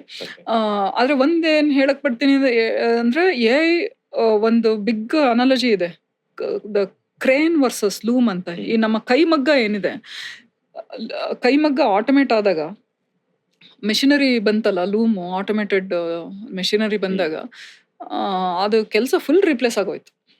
ಅಲ್ಲಿಗೆ ಅಲ್ಲಿ ಏನು ಮನುಷ್ಯರದ್ದು ಏನು ಕೆಲಸನೇ ಇಲ್ಲ ಅನ್ನಂಗೆ ಆಗೋಯ್ತು ಅದು. ಅದೇ ಈ ಕ್ರೇನ್ ಮನೆ ಕಟ್ಟೋದಕ್ಕೆ ಏನು ನಾವು ಕ್ರೇನ್ ಬಳಸ್ತೀವಿ, ದೊಡ್ಡ ದೊಡ್ಡ ಕ್ರೇನ್ಗಳು ಬಿಲ್ಡಿಂಗ್ ಕಟ್ಟೋದಕ್ಕೆ, it is only an assistant to human. It cannot replace the human. So AI ಕೆಲವು ಜಾಗಗಳಲ್ಲಿ ಅಸಿಸ್ಟೆಂಟ್ ಆಗಿ ಬಳಸಿದ್ರೆ ಅದು ನಮ್ಗೆ ತುಂಬಾ ಉಪಯೋಗ ಆಗುತ್ತೆ. ಈಗ ನಾನು ಪರ್ಸನಲೈಸೇಷನ್ಗೆ may be I want to use AI, ಆದ್ರೆ ಸ್ಟೋರಿಗೆ may be I will still have my creative person who will come up with the consumer insight, who will come up with the story. ಅದನ್ನ feed ಮಾಡಿ AI ಅಲ್ಲಿ personalise ಮಾಡಿದ್ರೆ it's a powerful combination. So ಹಾಗಾದ್ರೆ 2026 ಯಾರಾದ್ರೂ marketing team build ಮಾಡ್ತಾ ಇದ್ರೆ ಅವರು creative ರೈಟರ್ನ hire ಮಾಡ್ಬೇಕಾ, ಪ್ರಾಂಪ್ಟ್ ಇಂಜಿನಿಯರ್ ಹೈರ್ ಮಾಡ್ಬೇಕಾ? ಸೊ ಅದು ಸ್ಕೇಲ್ ಬೇಕು ಅಂದ್ರೆ ಪ್ರಾಂಪ್ಟ್ ಇಂಜಿನಿಯರ್ ಬೇಕೇ ಬೇಕು. ಸ್ಕೇಲ್ ಬೇಕು ಅಂದ್ರೆ ಕ್ರಿಯೇಟಿವ್ ಇಂಜಿನಿಯರ್ ಇಲ್ದಲೆ ಪ್ರಾಂಪ್ಟ್ ಇಂಜಿನಿಯರ್ ಅಷ್ಟು ಅಂದ್ರೆ ಒಂದು ಕಾಂಬಿನೇಷನ್ ಇರೋದು ಬೇಕಾಗುತ್ತೆ. ಸೊ ಹೇಗಾಗಿದೆ ಅಂದ್ರೆ ಕ್ರಿಯೇಟಿವ್ ಇಂಜಿನಿಯರ್ 100 ಪಟ್ಟು ಕೆಲಸದಲ್ಲಿ ಒಂದು 50-60 ಪಟ್ಟು ಕೆಲಸ ಪ್ರಾಂಪ್ಟ್ ಇಂಜಿನಿಯರಿಗೆ ಹೋಗುತ್ತೆ. ಬಟ್ ಆ 40% ಏನಿದೆ ಅದನ್ನು ರಿಪ್ಲೇಸ್ ಮಾಡೋದಕ್ಕಾಗೋದಿಲ್ಲ. ಸೊ ಈಗ ಮುಂಚೆ ನೀವು ಒಂದು ಏಜೆನ್ಸಿನಲ್ಲಿ 2-3 ಜನ ಕ್ರಿಯೇಟಿವ್ ಪರ್ಸನ್ ತಗೊಂತಾ ಇದ್ರೆ ಮೇ ಬಿ ಒಬ್ರು ಸಾಕಾಗಬಹುದು, ಅಥವಾ 3 ಜನದ್ದು ಪಾರ್ಟ್ ಟೈಮ್ ಬೇಕಾಗತ್ತೆ. 3 ಜನದ್ದು 30% ಈ ಕಂಪ್ನಿಗೆ ಪಾರ್ಟ್ ಟೈಮ್. ಅದೇ ನನ್ಗನ್ನಿಸ್ತಿರೋದು ನಮ್ಮ ಈ ಎಂಪ್ಲಾಯ್ಮೆಂಟ್ ಅಲ್ಲಿ that change will happen. Experts ಏನಿರ್ತಾರೆ ಅವರು ಮಲ್ಟಿಪಲ್ ಕಂಪ್ನಿ ಕೆಲಸ ಮಾಡಕ್ ಸ್ಟಾರ್ಟ್ ಮಾಡ್ತಾರೆ, ಯಾಕೆಂದ್ರೆ ಅವ್ರ ಎಕ್ಸ್ಪರ್ಟೀಸ್ ಬೇಕಾಗುತ್ತೆ, ಫುಲ್ ಟೈಮ್ ಬೇಕಾಗಲ್ಲ. ತುಂಬಾ ಕಂಪನಿಗಳು ಬರುತ್ತೆ. ಈ ಪ್ರಾಂಪ್ಟ್ ಇಂಜಿನಿಯರ್ಸ್ ಫುಲ್ ಟೈಮ್ ಬೇಕಾಗ್ತಾರೆ. ಸೊ ಒಬ್ರು prompt engineer 30% of 3 creative people might be required instead of 1. Super. Creative person who can prompt is preferred than Is a prompt preferred. person who can do the creative work. That's right. So ಅದ್ರಲ್ಲೇ upgrade ಅಂತ ಈಗ ನಾವು ಏನು ಹೇಳ್ತಾ ಇದೀವಿ, Right. ಎಲ್ಲರೂ ಕಲ್ತ್ಕೋಬೇಕು ಅಂತ. ನಾನು US ಅಲ್ಲಿ ಇದ್ದೆ ಈಗ ಒಂದು 6 ತಿಂಗಳಲ್ಲಿ. 60 ಇಯರ್ ಮೆಂಟರ್ ಇದ್ದಾರೆ ಒಬ್ರು ನನಗೆ, ಟೆಕ್ ಪರ್ಸನ್, ಬೆಂಗಳೂರವ್ರೆ, ಶೇಷ್ ಅಂತ, ಶ್ರೀನಿವಾಸ್ ಶೇಷಾದ್ರಿ ಅಂತ. ಅವರು is top notch talent, tech talent. ಅವರು ನನಗೆ ಅದೊಂದೇ ಅಡ್ವೈಸ್ ಕೊಟ್ಟಿದ್ದು, ನಾನು ಮಾರ್ಕೆಟಿಂಗಲ್ಲಿ ಸುಮಾರು ವರ್ಷ ಕಳೆದ್ಬಿಟ್ಟೆ, ಈಗ ಟೆಕ್ನಾಲಜಿನಲ್ಲಿ ವಾಪಸ್ ಬರಬೇಕು ಅಂತ ಇದ್ದೀನಿ ಶೇಷ್, ಏನು ಮಾಡಬೇಕು? ಏನಿಲ್ಲ, ಎವ್ರಿ ಡೇ ಏನೇ ಕೆಲಸ ಮಾಡಿದ್ರು AI ಮಾಡು ಫಸ್ಟು, ಅದಾದ್ಮೇಲೆ ನಿನ್ ಕೈಲಿ ಆಗ್ಲಿಲ್ಲ ಅಂದ್ರೆ ಬೇರೆ ರೀತಿನಲ್ಲಿ ಮಾಡು. You have to learn and upgrade ಅಂತ ಹೇಳಿ. Become AI first. Became AI first. I think there is no option, including doctors, lawyers, everybody. Perfect. Hmm. ನೀವು ಫೌಂಡರ್ ಆಗಿದ್ರಿ, ಈಗ ಒಂದ್ ಮಟ್ಟಿಗೆ ಏಂಜಲ್ ಇನ್ವೆಸ್ಟರ್ ಕೂಡ ಆಗಿದ್ದೀರಿ. So kind of full circle ಬಂದಿದ್ದೀರಾ. ಒಂದ್ ಸಾಮಾನ್ಯವಾದ ದೂರು VCs ಬಗ್ಗೆ ಫೌಂಡರ್ ಸರ್ಕಲ್ ಅಲ್ಲಿ ಏನಿದೆ ಅಂದ್ರೆ, ಇವ್ರು ನಿಜವಾಗಿ ಏನು ಬಿಸ್ನೆಸ್ ಬಿಲ್ಡ್ ಮಾಡಿರಲ್ಲ, ಅವರು ನಮ್ಮ ಪಿಚ್ ಡೆಕ್ ನೋಡ್ತಾರೆ, ಏನೋ ವಿಲ್ ಗಿವ್ ಅ ಪಾಸ್ ಅಂತ ಹೇಳ್ಬಿಡ್ತಾರೆ, ಅರ್ಥ ಮಾಡ್ಕೊಳ್ಳಲ್ಲ, ಎಂಪತಿ ಇಲ್ಲ, ಈ ಥರದ್ದೆಲ್ಲ ಹೇಳ್ತಿರ್ತಾರೆ. ಬಟ್ ಐ ಥಿಂಕ್ ನೀವು ಫೌಂಡರ್ ಆಗಿದ್ದು ಎಲ್ಲ ಏಳು ಬೀಳು ನೋಡಿ ಈಗ ಇನ್ವೆಸ್ಟರ್ ಆಗಿರೋದ್ರಿಂದ ನಿಮ್ಮ ಒಂದು ಗ್ರಹಿಕೆ ಖಂಡಿತವಾಗ್ಲೂ ಬೇರೆ ಆಗಿರುತ್ತೆ ಅಂತ ಅನ್ಸುತ್ತೆ. ಸೊ ಹಾಗಾಗಿ ಆಸ್ ಅ ಫೌಂಡರ್ ಒಬ್ಬ ಇನ್ವೆಸ್ಟರ್ ಆಗಿ ಬದಲಾದಾಗ ಅದೇನಾದ್ರು ನಿಮ್ಗೆ ಏನೋ ಅಡ್ವಾಂಟೇಜಸ್ ಅನ್ಸಿದ್ಯಾ in terms of both assessing founder as well as ಅವ್ರೇನೋ ಸುಳ್ಳು ಹೇಳ್ತಿದಾರ ಅಂತ ಗೊತ್ತು ಮಾಡ್ಕೊಳ್ಳೋಕ್ಕೂ ಬೇಗ ಆಗುತ್ತಾ? Absolutely. Okay. So in fact, best investors are the ones who have been founders. Okay. Even ನಾವು ಪಿಚ್ ಮಾಡೋದಕ್ಕಾಗ್ಲಿ ಅಥವಾ ಅವ್ರು ನಮ್ಮ ಕಂಪ್ನಿನಲ್ಲಿ ಏನಾದ್ರು ದುಡ್ಡು ಹೂಡಿಕೆ ಮಾಡ್ತಿದ್ದಾರೆ ಅಂದ್ರೆ, ಒಬ್ರು ಫೌಂಡರ್ ಆಗಿ ಇನ್ವೆಸ್ಟರ್ ಆಗಿದ್ರೆ ಅದು ತುಂಬಾನೇ ಒಳ್ಳೇದು. ಯಾಕೆಂದ್ರೆ ಈಗ ಒಂದು ತಪ್ಪು ಕಂಡುಹಿಡಿಯೋದು ಅನ್ನೋದು ನೆಗೆಟಿವ್ ಆಗೇ ನೋಡ್ಬೇಕಾಗಿಲ್ಲ, ಅದರಿಂದ ನಮ್ ತಪ್ಪು ಸರಿಯಾಗ್ಬೋದು. ನಿಜ. ಅದರಿಂದ ಒಬ್ರು ಫೌಂಡರ್ ಆಗಿದ್ರೆ ಅವ್ರಿಗೆ ಎಲ್ಲಾ ರೀತಿಯ ಒಂದು ಪರ್ಸ್ಪೆಕ್ಟಿವ್ ಇರುತ್ತೆ. ಓಕೆ. ಎಲ್ಲಿ ಇದು ಕಷ್ಟ ಆಗ್ಬೋದು, ಯಾಕೆಂದ್ರೆ ಸುಮಾರು ಸತಿ ಆಪರೇಷನಲಿ ಪ್ರಾಬ್ಲಮ್ಸ್ ಆಗುತ್ತೆ. ಆಪರೇಷನಲಿ ಪ್ರಾಬ್ಲಮ್ ಆದಾಗ ನೀವು ಆಪರೇಟರ್ ಆಗಿರ್ಬೇಕು. ಸೊ ಸುಮಾರು ಸತಿ ಇನ್ವೆಸ್ಟರ್ಸ್ ಈಗ ಕಾರ್ಪೊರೇಟ್ ಅಥವಾ ಕನ್ಸಲ್ಟಿಂಗ್ ಬ್ಯಾಕ್ಗ್ರೌಂಡ್ ಇಂದ ಬರುವಂತ ತುಂಬಾ ಜನ ಇರ್ತಾರೆ, ಮ್ಯಾನೇಜ್ಮೆಂಟ್ ಕನ್ಸಲ್ಟಿಂಗ್ ಬ್ಯಾಕ್ಗ್ರೌಂಡ್ ಇಂದ. ಅವ್ರಿಗೆ ಇಂಡಸ್ಟ್ರಿ ಬಗ್ಗೆ ತಿಳುವಳಿಕೆ ಬೇರೆ ಫೌಂಡರ್ಸ್ಗಿಂತ ತುಂಬಾನೇ ಜಾಸ್ತಿ ಇರುತ್ತೆ. ಒಂದು ಬಿಸ್ನೆಸ್ ವೈಸ್ ಈಗ ನಾನೇನು ಮಾರ್ಕೆಟ್ ಅಸೆಸ್ಮೆಂಟ್ ಅಂದೆ, ಅದೆಲ್ಲ ತುಂಬಾ ಚೆನ್ನಾಗಿ ತಿಳ್ಕೊಂಡಿರ್ತಾರೆ. ಸೊ ಆ ರೀತಿಯ ಏನು ಅಲ್ಲಿ ತಪ್ಪುಗಳು ಇರ್ಬೋದು ಅಥವಾ ಒಂದು ಎಡುತ್ತೀವಿ ಅನ್ನೋ ಒಂದು ಭಾವನೆ ಇದ್ದಾಗ ಅದನ್ನ ಅವರು ಕಂಡುಹಿಡಿಯೋದು ಮತ್ತೆ ಅದನ್ನ ಕರೆಕ್ಟ್ ಮಾಡಕ್ಕೆ ಅವ್ರಿಗೆ ಎಬಿಲಿಟಿ ಸುಮಾರು ಇರುತ್ತೆ. ಆದ್ರೆ ಈಗ ಆಪರೇಷನಲಿ ಏನೇನು ಪ್ರಾಬ್ಲಮ್ಸ್ ಬರಬಹುದು ಅದನ್ನ ಸ್ಟಾರ್ಟ್ ಮಾಡಿದಾಗ ಅದು ಫೌಂಡರ್ಸ್ಗೆ ಯೂಶಲಿ ಅದು ಇಂಪಲ್ಸಿವ್ ಆಗಿ ಅದು ಗೊತ್ತಾಗುತ್ತೆ, ಇಂಟ್ಯೂಷನ್ ಅಲ್ಲಿ ಅದು ಇರುತ್ತೆ ಸ್ವಲ್ಪ. ಮತ್ತೆ ತುಂಬಾ ಬೇಗ ಬಿಲ್ಡ್ ಮಾಡಿದ್ರೆ ಎಲ್ಲಿ ಅದು ಅಂದ್ರೆ ಈಗ ಒಂಥರ ಎಡವ್ತಾರೆ ಅನ್ನೋದೆಲ್ಲ ಗೊತ್ತಾಗುತ್ತೆ. ನನ್ಗನ್ಸೋದು ನಮ್ಮ ಫೌಂಡರ್ಸ್ ತೊಂದ್ರೆ ಅಥವಾ ಪ್ರಾಬ್ಲಮ್ಸ್ ಏನು ಅಂತಂದ್ರೆ, ಈ ಮೈಂಡ್ ಸೆಟ್ ಇಟ್ಕೊಂಡು ಹೋಗ್ಬಾರ್ದು ಇನ್ವೆಸ್ಟರ್ ಹತ್ರ. ಇನ್ವೆಸ್ಟರ್ಗೆ ಇದೇನು ಫೌಂಡರ್ ಆಗಿಲ್ಲ, ಅವ್ರಿಗೆ ಇದು ಗೊತ್ತಾಗೋದಿಲ್ಲ ಅಂತನೋ ಅಥವಾ ಇದು ಅಂತ. ನೀವಲ್ಲಿ ಒಂದು ಆ ಸಿಚುವೇಶನ್ ಮಾತ್ರ ಅಸೆಸ್ ಮಾಡಿ. 1 ಗಂಟೆ ಅಥವಾ ಮ್ಯಾಕ್ಸಿಮಮ್ 2 hours ಕೊಡ್ಬೋದು. ಯೂಶಲಿ half an hour ಕೊಡ್ತಾರೆ ಫಸ್ಟ್ ಅಸೆಸ್ಮೆಂಟ್ ಅಲ್ಲಿ. ಅಲ್ಲಿ ನಾವೊಂದು ಇಂಪ್ರೆಷನ್ ಕ್ರಿಯೇಟ್ ಮಾಡ್ಬೇಕಷ್ಟೇ, to give us a next meeting. Exactly. ಆ ಅರ್ಧ ಗಂಟೆಲಿ ನನಗೆ ಇವರು ಚೆಕ್ ಬರ್ದ್ಬಿಟ್ಟು ಕೊಡ್ತಾರೆ ಅಂತ ಒಂದು ಎಕ್ಸ್ಪೆಕ್ಟೇಷನ್ ಅಲ್ಲಿ ಹೋಗ್ಲೇ ಕೂಡುದು. ಆ ಅರ್ಧ ಗಂಟೆನಲ್ಲಿ ನಾನು ಇವರು ಇಂಟ್ರೆಸ್ಟ್ ಕ್ರಿಯೇಟ್, ಇವರಿಗೆ ನಮ್ಮ ಕಂಪನಿ ಬಗ್ಗೆ ನಾನು ಏನ್ ಬಿಲ್ಡ್ ಮಾಡ್ತಿದ್ದೀನಿ ಅಥವಾ ನನ್ನ ಬಗ್ಗೆ ಆಸ್ ಅ ಫೌಂಡರ್ ಒಂದು ಇಂಟ್ರೆಸ್ಟ್ ಮೂಡಬಹುದಾ, ಅದು ಮಾಡಿದ್ರೆ ಅವ್ರು ಇನ್ 1 hour ಇನ್ನೊಂದಿನ ಬಂದ್ಬಿಟ್ಟು ನಿಮ್ದೆಲ್ಲ ಡೀಟೇಲ್ಸ್ ಪ್ರೆಸೆಂಟೇಷನ್ ಮಾಡಪ್ಪ ಅಂತ ಹೇಳ್ತಾರೆ. ಸೊ ಆ ಇಂಟ್ರೆಸ್ಟ್ ಕ್ರಿಯೇಟ್ ಮಾಡೋದಕ್ಕೆ ಇಟ್ಸ್ ಅನ್ ಆಪರ್ಚುನಿಟಿ. ಆ 30 minutesಗೆ ಪ್ರಿಪೇರ್ ಆಗಿ ಹೋಗ್ಬೇಕು. ನಾನು ಸುಮಾರು ಜನ ಫೌಂಡರ್ಸಿಗೆ, because I am a founder, ನಾನು ಸ್ವಲ್ಪ ಎಕ್ಸ್ಟ್ರಾ ಇಂಟ್ರೆಸ್ಟ್ ತಗೊಂಡು ಅವ್ರ PPT ಎಲ್ಲ ಎಡಿಟ್ ಮಾಡಿಕೊಟ್ಟಿದ್ದೀನಿ ಸುಮಾರು ಜನಕ್ಕೆ. ಈಗ ಅವ್ರು ಹೆಂಗೆ ಅಂದ್ರೆ ಅದು ಒಂಥರ ಅರಗೆನ್ಸ್ ಅಂತ ಏನಲ್ಲ, ಒಂಥರ ಇಗ್ನೋರೆನ್ಸ್ ಆಕ್ಚುಲಿ. ಅವ್ರಿಗೆ ಗೊತ್ತೇ ಇರೋದಿಲ್ಲ ಏನೋ ಇನ್ವೆಸ್ಟರ್ಗೆ ನಾನೇನು ಇಷ್ಟೊಂದು ಬರೆಯೋದು ಅಂತ ಏನಿರೋದಿಲ್ಲ, ತಪ್ಪು ಭಾವನೆ ಏನಿಲ್ಲ, ಅಲ್ಲಿ ಇಗ್ನೋರೆನ್ಸ್. ಅದು ಕ್ಲಿಯರ್ ಆಗಿ ಈಗ ನಾವೀಗ ಒಂದು ಸ್ಪಷ್ಟವಾಗಿ ಹೇಳ್ಬೋದು, ಸಂಕ್ಷಿಪ್ತವಾಗಿ ಹೇಳ್ಬೇಕು.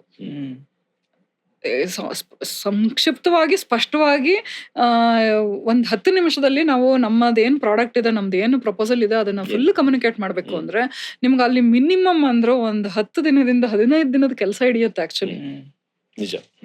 ಅಷ್ಟನ್ನ ಸ್ವಲ್ಪ ಟೈಮ್ ಹಾಕಿ ಎಲ್ಲ ಮಾಡ್ಬೇಕಾಗತ್ತೆ. ಅದು ಎಕ್ಸ್ಪೀರಿಯನ್ಸ್ ಸುಮಾರು ಜನಕ್ಕೆ ಇರೋದಿಲ್ಲ. Right. ಅದು ಮತ್ತೆ ಅವ್ರಿಗೆ ಏನೇನು ವಿಷಯಗಳು, ಈಗ ನೀವು ಆಗ್ಲೇ ಕೇಳಿದ್ವಿ ಎಂಡ್ ಗೇಮ್ ಅಂತ.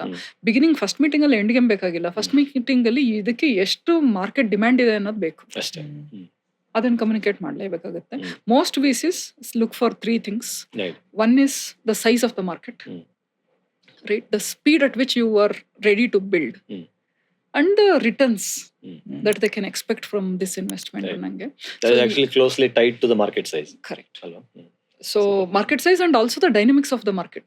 ಅಲ್ಲಿ ಕನ್ಸಾಲ್ಟೇಷನ್ ಆಗೋದಿದ್ರೆ ಅಂದ್ರೆ ಡಿಯೋಪಲಿ ಇರುತ್ತಾ ಅಥವಾ multiple players can coexist. Okay. So ಈ ಲೈಫ್ ಸ್ಟೈಲ್ ಬಿಸ್ನೆಸಸ್ ಅಲ್ಲೇ ಬರೋದು. ಈಗ ಹಳಸಿನಕಾಯಿ ಚಿಪ್ಸ್ ಅಂತ ಮಾತಾಡಿದ್ವಿ, ಅಲ್ಲಿ ಕನ್ಸಲ್ಟೇಷನ್ ಆಗೋ ಚಾನ್ಸಸ್ ತುಂಬಾ ಕಮ್ಮಿ. ನೀವು ಒಂದು ಎಷ್ಟೋ ಕೋಟಿ ಸಂಪಾದಿಸ್ಕೊಂಡು ನೀವು ನಿಮ್ಮೂರಲ್ಲಿ ಮಾಡ್ಕೊಂಡು ಕರ್ನಾಟಕಕ್ಕೆ ಸಪ್ಲೈ ಮಾಡ್ತಾ ಇರ್ಬೋದು, ಇನ್ನೊಬ್ರು ಯಾರೋ ತಮಿಳ್ನಾಡಿಗೆ ಸಪ್ಲೈ ಮಾಡ್ತಾ ಇರ್ತಾರೆ. ಎರಡು ಸಂಸ್ಥಾಪಕರು ಚೆನ್ನಾಗೇ ನಡೆಸ್ಕೊಂಡು ಹೋಗ್ತಾ ಇರ್ತಾರೆ. ಅಲ್ಲಿ ಆಕ್ವಿಸಿಷನ್ ಆಗೋದಿಲ್ಲ Right. Unless there is a brand value. So ಬೇರೆ ಬೇರೆ ಬಿಸ್ನೆಸ್ ಬೇರೆ ಬೇರೆ ರೂಟ್ ತಗೊಳುತ್ತೆ. Okay. ಕೆಲವಲ್ಲಿ ವಿ ಸಿ ಬೇಕಾಗೋದಿಲ್ಲ. So Got it. Super. Digital marketing ಅಲ್ಲಿ ಇವತ್ತು ಮತ್ತೆ ಮುಂದಿನ 3 ವರ್ಷದಲ್ಲಿ ಏನೆಲ್ಲ ಅಪಾರ್ಚುನಿಟೀಸ್ ಇದೆ? ಡಿಜಿಟಲ್ ಮಾರ್ಕೆಟಿಂಗ್ ಈಗ ಆಲ್ರೆಡಿ ಈಗ ಹೈಮೈಂಡ್ ಸ್ಥಾಪಿಸಿ 15 ವರ್ಷದ ಮೇಲಾಯ್ತು. ಈಗ ಆಲ್ಮೋಸ್ಟ್ 15-20 ವರ್ಷದಿಂದ ಗ್ಲೋಬಲಿ ತುಂಬಾ ಒಂದು ರ್ಯಾಪಿಡ್ ಗ್ರೋತ್ ಅಲ್ಲಿ ಇರೋವಂಥ ಒಂದು ಇಂಡಸ್ಟ್ರಿ. ಇಲ್ಲಿ ನಮಗೆ ಇವಾಗ ನಾವು ನೋಡ್ತಿರಂಗೆ ತುಂಬಾ ಕಂಟೆಂಟ್ ಕ್ರಿಯೇಟ್ ಆಗ್ತಾ ಇದೆ. ಸೊ ಕಂಟೆಂಟ್ ಕ್ರಿಯೇಷನ್ ಅಲ್ಲಿ ಸುಮಾರು ಆಪರ್ಚುನಿಟೀಸ್ ಬರ್ತಾ ಇದೆ. ಅಟ್ ದ ಸೇಮ್ ಟೈಮ್ ಈ ಡಿಸ್ಟ್ರಿಬ್ಯೂಷನ್ ಏನಿದೆ, ಕಂಟೆಂಟ್ ಡಿಸ್ಟ್ರಿಬ್ಯೂಟ್ ಆಗ್ತಾ ಇರ್ಬೇಕಾದ್ರೆ ಈಗ ಇನ್ಫ್ಲೂಯೆನ್ಸರ್ಸ್ ಬಗ್ಗೆ, ಮಾರ್ಕೆಟಿಂಗ್ ಬಗ್ಗೆ ನೋಡ್ತಾ ಇದೀವಿ. ಸುಮಾರು ಜನ ಇನ್ಫ್ಲೂಯೆನ್ಸರ್ಸ್ ಆಗಿ ಕೂಡ ಸುಮಾರು ಸಂಪಾದನೆ ಮಾಡ್ತಾ ಇದ್ದಾರೆ. ಇನ್ಫ್ಲೂಯೆನ್ಸರ್ಸ್ ನ ಲಿಸ್ಟ್ ಮಾಡೋದ್ರಲ್ಲೂ ಒಂದು ಕಂಪ್ನಿಗಳು ಸುಮಾರು ಇದಾವೆ. ಈ ತರ ಪ್ರಾಡಕ್ಟ್ ಗೆ ಯಾವ ತರ ಇನ್ಫ್ಲೂಯೆನ್ಸರ್ಸ್ ಬೇಕಾಗುತ್ತೆ, ಸೆಗ್ಮೆಂಟೇಶನ್ ಅದು ಅವ್ರದ್ದು ಇನ್ಫ್ಲೂಯೆನ್ಸರ್ಸ್ ಸೆಗ್ಮೆಂಟೇಶನ್ ಈಗ ಹೈಮೈಂಡ್ಸ್ ಅಂತ ಕಂಪ್ನಿಗಳು ಮಾಡ್ತವೆ.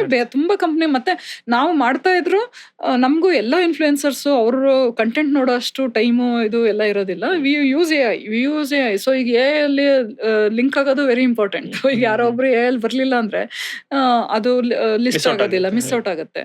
ಸೊ ಆ ರೀತಿಯಾದ ಹೊಸ ರೀತಿಯ ಒಂದು ಆಪರ್ಚುನಿಟೀಸ್ ಬರ್ತಾ ಇದೆ. ಡಿಜಿಟಲ್ ಮಾರ್ಕೆಟಿಂಗ್ ಅಲ್ಲಿ ಮೇನ್ ಏನು ಅಂತಂದ್ರೆ ಎವ್ರಿ 2 years ಏನೋ ಒಂದು ಹೊಸ ರೀತಿಯ ಒಂದು ತಂತ್ರಜ್ಞಾನದಿಂದ ಆಗಿರ್ಬೋದು ಅಥವಾ ಒಂದು ಮಾಧ್ಯಮದಿಂದ ಆಗಿರ್ಬೋದು ಹೊಸ ರೀತಿಯ ಒಂದು ಮಾರ್ಕೆಟಿಂಗ್ ಏನಾದ್ರೂ ಒಂದು ಚಾನೆಲ್ ಬರ್ತಾ ಇದೆ. Okay. ಈಗ ಇನ್ಫ್ಲೂಯೆನ್ಸರ್ಸ್ ಎಲ್ಲ ಲಾಸ್ಟ್ 3-4 ವರ್ಷ ಅಷ್ಟೇ. ಅದಕ್ಕಿಂತ ಮುಂಚೆ ವಾಟ್ಸ್ಆಪ್ ಬಂತು. ಅದಕ್ಕಿಂತ ಮುಂಚೆ ಬರೀ ಫೇಸ್ಬುಕ್ ಇತ್ತು. ಫೇಸ್ಬುಕ್ ಇಂತ ಮುಂಚೆ ಗೂಗಲ್ ಇತ್ತು. ಅದೇ Email ರೀತಿ marketing ಈಗ ಇತ್ತು. ಮುಂದೆ ಏನ್ ಬರುತ್ತೆ ಅಂತ ಒಂದು ನಾವು ಊಹೆಯಲ್ಲಿ ಒಂದ್ ಸ್ವಲ್ಪ ಬೇಗ ಅದರಲ್ಲಿ ಸ್ಟಾರ್ಟ್ ಆದ್ರೆ ಅದನ್ನ ನಾವು ರೈಡ್ ಮಾಡ್ಬೋದು. ಈಗ ಆಡಿಯೋ ಪಾಡ್ಕಾಸ್ಟ್ಗಳು ಮೇ ಬಿ ಪಾಪ್ಯುಲರ್ ಆಗ್ಬೋದು. ಅದು ಭಾರತದಲ್ಲಿ, ಬೇರೆ ದೇಶದಲ್ಲಿ ಆಲ್ರೆಡಿ ಆಗಿದಾವೆ. ಸೊ ಅದನ್ನ ನಾವು ಸ್ವಲ್ಪ ಅದನ್ನ ಟ್ರ್ಯಾಕ್ ಮಾಡ್ಬಿಟ್ಟು ಆ ಟೈಮಿಗೆ ಸರಿಯಾಗಿ ಅದು ಆ ಆಪರ್ಚುನಿಟಿನ ಟ್ಯಾಪ್ ಮಾಡೋದ್ರಲ್ಲಿ ನಾವು ಸಕ್ಸಸ್ಫುಲ್ ಆದ್ರೆ ಅದು ಡಿಜಿಟಲ್ ಮಾರ್ಕೆಟಿಂಗ್ ಅಲ್ಲಿ ಕಂಪ್ನಿಗಳನ್ನ ಕಟ್ಟೋದಕ್ಕೆ ಸಾಧ್ಯ ಇದೆ.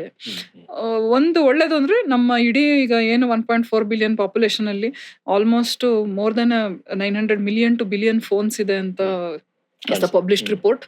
ಸೊ ನನ್ಗನ್ಸೋ ಪ್ರಕಾರ ಆಲ್ಮೋಸ್ಟ್ 700-800 ಮಿಲಿಯನ್ ಜನ ಸ್ಮಾರ್ಟ್ ಫೋನ್ಸ್ ಇಟ್ಕೊಂಡಿದ್ದಾರೆ. ಯಾಕೆ ಒಬ್ಬೊಬ್ರ ಹತ್ರ 2 ಇರುತ್ತೆ ಅಲ್ಲ, 700 ಮಿಲಿಯನ್ ಅವ್ರಿಗೂ ತಲುಪಿಬಿಟ್ಟಿದೆ ಆಲ್ಮೋಸ್ಟ್, ಗ್ಯಾರಂಟಿ. ಸೊ ಅದರಿಂದ ಡಿಜಿಟಲ್ ಅಲ್ಲಿ ಇನ್ಮೇಲೆ ಇನ್ನೂ ಡಿಮ್ಯಾಂಡ್ ಇದ್ದೇ ಇರುತ್ತೆ. ಸೊ ಏಜೆನ್ಸಿಗಳನ್ನ ಕಟ್ಬೋದು ಸಣ್ಣ ಸಣ್ಣ ಊರುಗಳಲ್ಲೂ ಕೂಡ.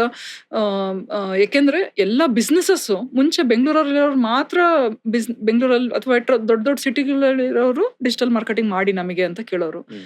ಈಗ ಈಗ ಒಂದು ದಾವಣಗೆರೆ ಆ ತರ ಒಂದು ಡಿಸ್ಟ್ರಿಕ್ಟ್ ಅಲ್ಲಿ ಕೂಡ ಅಲ್ಲಿರೋ ಬಿಸ್ನೆಸಸ್ ನಮ್ದೊಂದು ಗೂಗಲ್ ಅಲ್ಲಿ ಮ್ಯಾಪ್ ಮಾರ್ಕರ್ ಹಾಕೊಡಪ್ಪ ಅಂತ ಕೇಳ್ತಾರೆ. ಹಂಗಾಗಿ ಸಣ್ಣ ಡಿಸ್ಟ್ರಿಕ್ಟ್ ಗಳಲ್ಲೂ ಕೂಡ ಚಿಕ್ಕ ಪುಟ್ಟ ಏಜೆನ್ಸಿಗಳನ್ನ ಮಾಡೋ ಅಷ್ಟು ಡಿಮ್ಯಾಂಡ್ ಇದೆ. ಅದನ್ನ ಮಾಡಬಹುದು, ಅದನ್ನ ಸಸ್ಟೈನು ಮಾಡಬಹುದು. ಇದು ಯಾವ ರೀತಿಯಾಗಿ ಮುಂದುವರಿಯುತ್ತೆ ಅನ್ನೋದನ್ನ ನೋಡ್ಬೇಕು. ನೀವು ನಿಮ್ ಕಂಪ್ನಿಲಿ ಸಾಕಷ್ಟು ಹೈರಿಂಗ್ ಮಾಡ್ತಾ ಇರ್ತೀರಲ್ಲ, ಏನಾದ್ರೂ ಒಂದು ಸಲಹೆ ಕೊಡೋದಾದ್ರೆ ಕಾಲೇಜು ಸ್ಟೂಡೆಂಟ್ಸ್ಗೆ ಡಿಜಿಟಲ್ ಮಾರ್ಕೆಟ್ ಅಲ್ಲಿ ಮುಂದುವರಿಬೇಕಂತಿದ್ದಾರೆ, ಕಾಲೇಜಲ್ಲಿ ಇರ್ಬೇಕಾದ್ರೆ ಯಾವ್ದೆಲ್ಲ ಅಪ್ಸ್ಕಿಲ್ಲಿಂಗ್ ಮಾಡ್ಕೋಬೇಕು? Main communication. ಮಾರ್ಕೆಟಿಂಗ್ ಅಂದ್ರೆ ಇಟ್ ಈಸ್ ಅಬೌಟ್ ಕಮ್ಯುನಿಕೇಶನ್. ಎರಡನೇದು ಒಂದ್ ಸ್ವಲ್ಪ ಸ್ಟ್ರೀಟ್ ಸ್ಮಾರ್ಟ್ನೆಸ್ ಮತ್ತೆ ಅಬ್ಸರ್ವೇಷನ್ ಬೇಕು. ಈಗ ನಾವು ಆಲ್ರೆಡಿ ತುಂಬಾ ಮಾತಾಡಿದ್ವಿ, ಕನ್ಸ್ಯೂಮರ್ ಇನ್ಸೈಟ್, ಸೆಗ್ಮೆಂಟೇಶನ್, ಇದೇನು ಪ್ಲಾನಿಂಗ್ ಏನ್ ಬರುತ್ತೆ ಮಾರ್ಕೆಟಿಂಗ್ ಅಲ್ಲಿ, ಎಲ್ಲದಕ್ಕೂ ಒಂದು ನಾವು ರೀಸನಿಂಗ್ ಎಬಿಲಿಟಿ ಮತ್ತೆ ಅಬ್ಸರ್ವೇಷನ್ ಸುಮಾರು ಬೇಕಾಗುತ್ತೆ. The third aspect which is ಈ ಡಿಜಿಟಲ್ ಇಂದ ಬಂದಿರೋ ಒಂದು ಹೊಸ ತರದ ಒಂದು ಇದು ಅಂದ್ರೆ, ಈ ಪ್ಲಾನಿಂಗ್ ಅಲ್ಲಿ ಸುಮಾರು ಮ್ಯಾಥಮೆಟಿಕ್ಸ್ ರಿಲೇಟೆಡ್, ಅಂದ್ರೆ ಮ್ಯಾಥ್ಸ್ ಅಂದ್ರೆ ಹೈಸ್ಕೂಲ್ ಮ್ಯಾಥ್ಸ್ ಅಷ್ಟೇ, ತುಂಬಾ ಕಷ್ಟದ್ದಲ್ಲ. ಇಲ್ಲಿ 3,000 ಜನ, ಈ ಪರ್ ಡಿಸ್ಟ್ರಿಕ್ಟ್ 3,000 ಜನ ಇದರ ಪಾಪ್ಯುಲೇಷನ್, ಇಂಟ್ರೆಸ್ಟೆಡ್ ಪಾಪ್ಯುಲೇಷನ್ ಅಂದ್ರೆ ಈಗ ಕರ್ನಾಟಕದಲ್ಲಿ ಎಷ್ಟಿರಬಹುದು, ಚಾರ್ಟ್ಸ್ ಹಾಕೋಕ್ ಗೊತ್ತಿರ್ಬೇಕು, ಚಾರ್ಟ್ಸ್ ರೀಡ್ ಮಾಡಕ್ ಗೊತ್ತಿರ್ಬೇಕು. ಮತ್ತೆ ಸೊ ಈ data ability also becomes important. So ಈ 3 ಎಸೆನ್ಷಿಯಲ್ ಸ್ಕಿಲ್ಸ್. ಆದ್ರೆ ಇನ್ನೊಂದು ರೀತಿನಲ್ಲಿ ಕ್ರಿಯೇಟಿವ್ ಕಮ್ಯುನಿಕೇಶನ್ ಅಲ್ಲಿ ಬರೀ ಕ್ರಿಯೇಟಿವ್ ಆಗು ಕೂಡ ಸ್ಕಿಲ್ ಮಾಡ್ಕೊಂಡ್ರೆ ಅಲ್ಲೂ ಜಾಬ್ಸ್ ಇದೆ. ಅದು ಕ್ರೌಡೆಡ್ ಸ್ಪೇಸ್, ಅಂದ್ರೆ ಅಲ್ಲಿ ಎಸ್ಟಾಬ್ಲಿಷ್ ಆಗೋಕ್ಕೆ 10-15 ವರ್ಷ ಬೇಕಾಗುತ್ತೆ. ಸೊ ಫ್ರೆಷರ್ಸ್ಗೆ ಅಲ್ಲಿ ತುಂಬಾ ಕಷ್ಟ. ನೀವು have to be a gifted person from a creative ability to get in there. ಅದರಿಂದ ನನ್ನ ಪ್ರಕಾರ communication, ability to observe, segment and data analysis, ಈ 3 ಏರಿಯಾದಲ್ಲಿ ಅವರು ಬೆಳೆಸ್ಕೋಬೇಕು ಸ್ಕಿಲ್ಸ್. ಸೊ ಈಗ ಒಂದು ಕೊನೆ ಹಂತಕ್ಕೆ ಬರ್ತಾ ಇದೀವಿ. ಒಂದು ಹಾಟ್ ಟೇಕ್ ಬೇಕು ನಿಮ್ಮಿಂದ. ಏನಪ್ಪಾ ಅಂದ್ರೆ, is MBA in marketing dead? I think so, absolutely. We just discussed. ಈಗ ಹೆಂಗೆ ಅಂದ್ರೆ 2 ವರ್ಷಕ್ಕೂ ಒಂದು ಹೊಸ ರೀತಿಯ ಮಾಧ್ಯಮ ಬರ್ತಾ ಇದೆ. ಮಾರ್ಕೆಟಿಂಗ್ ಅಲ್ಲಿ ಬೇಸ್ ಕಾನ್ಸೆಪ್ಟ್ಸ್ ಏನಿದೆ ಅದು ರಿಲೆವೆಂಟ್. ಆದ್ರೆ 2 ವರ್ಷ ಕುಂತ್ಕೊಂಡು ಏನ್ ಓದಿರ್ತೀವೋ ನಾವು, ಆ 2 ವರ್ಷ ಕಾಲೇಜ್ ಮುಗಿಸಿ ಬರೋ ಅಷ್ಟೊತ್ತಿಗೆ ಅದು ಆಲ್ರೆಡಿ ಚೇಂಜ್ ಆಗಿರುತ್ತೆ. ಸೊ ಆ ಮಾರ್ಕೆಟಿಂಗ್ ಪ್ಲಾನಿಂಗ್ ಏನಿರುತ್ತೆ ಅದು ಬೇಸ್ ಕಾನ್ಸೆಪ್ಟ್ಸ್ ಕಲಿಯೋದು ಒಳ್ಳೇದು. ಆ ಮಾಧ್ಯಮದ ಬಗ್ಗೆ ಏನು ಕಲಿತೀವಿ, ಮೀಡಿಯಮ್ಸ್ ಅಂಡ್ ಎವ್ರಿಥಿಂಗ್, ಆ formats are changing rapidly in marketing. Consumers are also changing. Consumers ಈಗ ನಾವೇ 2 ವರ್ಷದಲ್ಲಿ ನಮ್ಮ ಬೆಂಗಳೂರು ಹೆಂಗಿತ್ತು, ಈಗ ಹೆಂಗಿದೆ, ಯಾವ ರೀತಿ ಬಟ್ಟೆ ಹಾಕೊಂತಿದಾರೆ, ಏನು everything is changing. So it's very rapid.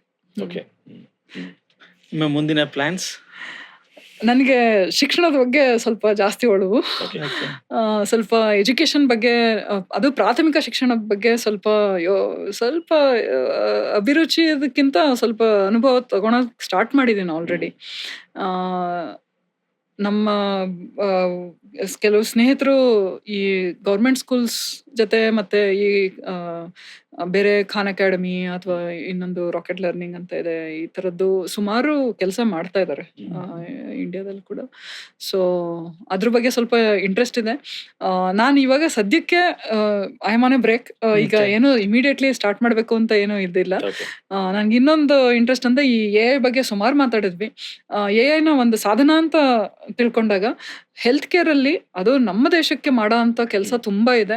Health care ಅಲ್ಲಿ medicine we are one of the best in the world. ಎಲ್ಲ ಬೇರೆ ನೀವು ವಿದೇಶಕ್ಕೆ ಹೋದ್ರು ಇಂಡಿಯನ್ ಡಾಕ್ಟರ್ಸೇ ಜಾಸ್ತಿ ಇರೋದು. ಆ ತರ ಎಕ್ಸ್ಪರ್ಟೀಸ್ ನಮ್ಮಲ್ಲಿ ಇಷ್ಟು ಹೆಚ್ಚಾಗಿರೋದ್ರಿಂದ AI ಮಾಡೆಲ್ಸ್ ಟ್ರೈನ್ ಮಾಡ್ಕೊಂಡ್ರೆ I think we will do something phenomenal in health care. So ಅದ್ರ ಬಗ್ಗೆನೂ ಸ್ವಲ್ಪ ಏನಾದ್ರು ಮಾಡೋಣ ಅನ್ನೋ ಒಂದು ಮನಸ್ಸಿದೆ. ಸೊ ಒಂದು ಕ್ವಿಕ್ ಒಂದು ಥಾಟ್, ಶಾರ್ಟ್ ಬೈಟ್ ತರ ಅನ್ಕೊಳ್ಳೋಣ. ಈಗ ಒಂದೊಂದು ವರ್ಡ್ ಹೇಳ್ತೀವಿ ನಾವು, ಅದ್ರ ಬಗ್ಗೆ ನಿಮ್ಮ ಒಂದು ಅನಿಸಿಕೆ ಹೇಳ್ಬೇಕು ಶಾರ್ಟ್ ಆಗಿ. ಕನ್ನಡ ಅಷ್ಟೇ. ಕನ್ನಡವೇ ನಿತ್ಯ. ಆಂಟರ್ಪ್ರಿನರ್ಶಿಪ್ ಅನ್ನೋದ್ರ ಬಗ್ಗೆ ಬಂದ್ರೆ, ಆಂಟರ್ಪ್ರಿನರ್ಶಿಪ್ ಪಾಸಿಟಿವಿಟಿ. ಓಕೆ, ಮುಂದೆ ಬನ್ನಿ. ಮುನ್ನುಗ್ಗಿ ಧ್ಯೇಯ ಗುರಿ ತಲುಪಿ. ಮುಂದೆ ಬನ್ನಿ. ಪಾಡ್ಕಾಸ್ಟ್ ಬಗ್ಗೆ. ಸಮಾಜದ ಏಳ್ಗೆ. Okay, super. Thank you. ನಿಮ್ಮ ಫೇವ್ರೇಟ್ ಕನ್ನಡ ಮೂವೀಸ್, ಕನ್ನಡ ಚಿತ್ರ ನಟರು, ನಟಿಯರು? ನನಗೆ ಸ್ವಲ್ಪ ನಾನು ಮೂವಿಗಳೆಲ್ಲ ನೋಡೋದು ಕಮ್ಮಿನೇ, ಆದ್ರೆ ತುಂಬಾ I think Vishnuvardhan, Ramesh Aravind movie ತುಂಬಾ ನೋಡಿದೀನಿ. Amruthavarshini favourite movie, Nishabda. ವಿಷ್ಣುದಾದ ಇನ್ಯಾವ್ದಾದ್ರು ಮೂವಿ ಫೇವ್ರೇಟ್? ಸುಮಾರು. ಬಂಧನ ಅಳ್ತಾ ನೋಡ್ಬಿಟ್ಟು ಸಾಕಪ್ಪ ಇದು ನೋಡೋದ್ ಬೇಡ ಅಂತ ನೋಡಿದ್ದಾಗಿದೆ. ಯಜಮಾನ ಎಷ್ಟು ಸರ್ತಿ ನೋಡಿದ್ದೀರಾ? ಯಜಮಾನ ಅಷ್ಟೊಂದು ನೋಡಿಲ್ಲ. ನನಗೆ ಅಷ್ಟೊಂದು ಇಷ್ಟ ಆಗಿರ್ಲಿಲ್ಲ, ಯಾಕೋ ಗೊತ್ತಿಲ್ಲ. ಬಂಧನ ತುಂಬಾ ಇಷ್ಟ ಆಗಿತ್ತು. ಪುಸ್ತಕ ಓದ್ತೀರಾ ಕನ್ನಡ ನಾನು ಪುಸ್ತಕಗಳು? ಕನ್ನಡ ಪುಸ್ತಕ ಸ್ವಲ್ಪ ಓದೋದ್ ಕಮ್ಮಿ ಮಾಡಿದೀನಿ, ಇನ್ಮೇಲೆ ಓದ್ಬೇಕು ಅಂತ ಇದೆ. ನಮ್ಮ ಅಕ್ಕ ಎಲ್ಲ ತುಂಬಾ ಓದ್ತಾಳೆ ಕನ್ನಡ. ನನ್ಗೆ ಇಂಗ್ಲಿಷ್ ಅಲ್ಲಿ ಸ್ವಲ್ಪ ಈಗ 20 ವರ್ಷದಿಂದ ಸುಮಾರು ಬುಕ್ಸ್. ಕೆಲವು ಪುಸ್ತಕಗಳು ಆಡಮ್ ಗ್ರಾಂಟ್ ಪುಸ್ತಕಗಳು ತುಂಬಾನೇ ಇಷ್ಟ. ಅದು ಕನ್ನಡ ಅನುವಾದ ಇದ್ರೂ ಕೂಡ ನಾನು ನಮ್ಮ ವೀಕ್ಷಕರಿಗೆ ರೆಕಮೆಂಡ್ ಮಾಡ್ತೀನಿ. ಎಸ್ಪೆಷಲಿ ಆಂಟ್ರಪ್ರಿನರ್ಶಿಪ್ ರಿಲೇಟೆಡ್ ಅಲ್ಲಿ ಒರಿಜಿನಲ್ಸ್ ಅಂತ ಒಂದು ಹೊಸ ಈಗ ಲಾಸ್ಟ್ ಇಯರ್ ಬಂದಿದ್ದ ಒಂದು ಇದೆ. ಹಿಡನ್ ಪೊಟೆನ್ಷಿಯಲ್ ಅಂತ ಇದೆ, ಕಂಪ್ನಿಗಳನ್ನ ಕಟ್ಟಬೇಕಾದ್ರೆ. ಬೆನ್ ಹಾರೋವಿಟ್ಸ್ ಅಂತ ಇನ್ವೆಸ್ಟರ್ ಬರ್ತಿರೋ ಒಂದು hard things about hard things. ಅಂದ್ರೆ ಕಂಪ್ಲೀಟ್ಲಿ ಆಂಟ್ರಪ್ರಿನರ್ಶಿಪ್ ಅಲ್ಲಿ ಏನೇನ್ ಕಷ್ಟಗಳು ಬರುತ್ತೆ ಅದ್ರ ಬಗ್ಗೆನೆ ಬರ್ದಿದ್ದಾರೆ. ಓಕೆ. ಅದು ತುಂಬಾ ಚೆನ್ನಾಗಿ ಬರ್ದಿದ್ದಾರೆ. ಅದೊಂದು highly recommended book. Super super. Podcast ಯಾವ್ದಾದ್ರು ಕೇಳ್ತೀರಾ? ಪಾಡ್ಕಾಸ್ಟ್ ಕೇಳ್ತಾ ಇದ್ದೆ ನಾನು. ಅಲ್ಲ, ಮುಂದೆ ಮುಂದೆ ಬನ್ನಿ ಬನ್ನಿ ಬಗ್ಗೆ ಬಿಟ್ಟು ಬೇರೆ. ನಾನ್ ಮುಂದೆ ಬನ್ನಿ ಬಗ್ಗೆ ಹೇಳಕ್ ಮಾಡಿದ್ದೆ. ನನಗೆ ಫಸ್ಟ್ ಈ ಮುಂದೆ ಬನ್ನಿ ಪಾಡ್ಕಾಸ್ಟ್ಗಳು ಒಂದೆರಡು ಕೇಳಿದಾಗ ನನಗೆ ತುಂಬಾ ಖುಷಿ ಆಯ್ತು. ಏನಕ್ಕೆ ಅಂದ್ರೆ ವೀಕೆಂಡ್ ವಿತ್ ರಮೇಶ್ ಆದ್ಮೇಲೆ ನನಗೆ ಇಷ್ಟು ಅಚ್ಚುಮೆಚ್ಚಾದ ಒಂದು ಪಾಡ್ಕಾಸ್ಟ್ ಬಂದಿರೋದಿದೆ. ಸೂಪರ್.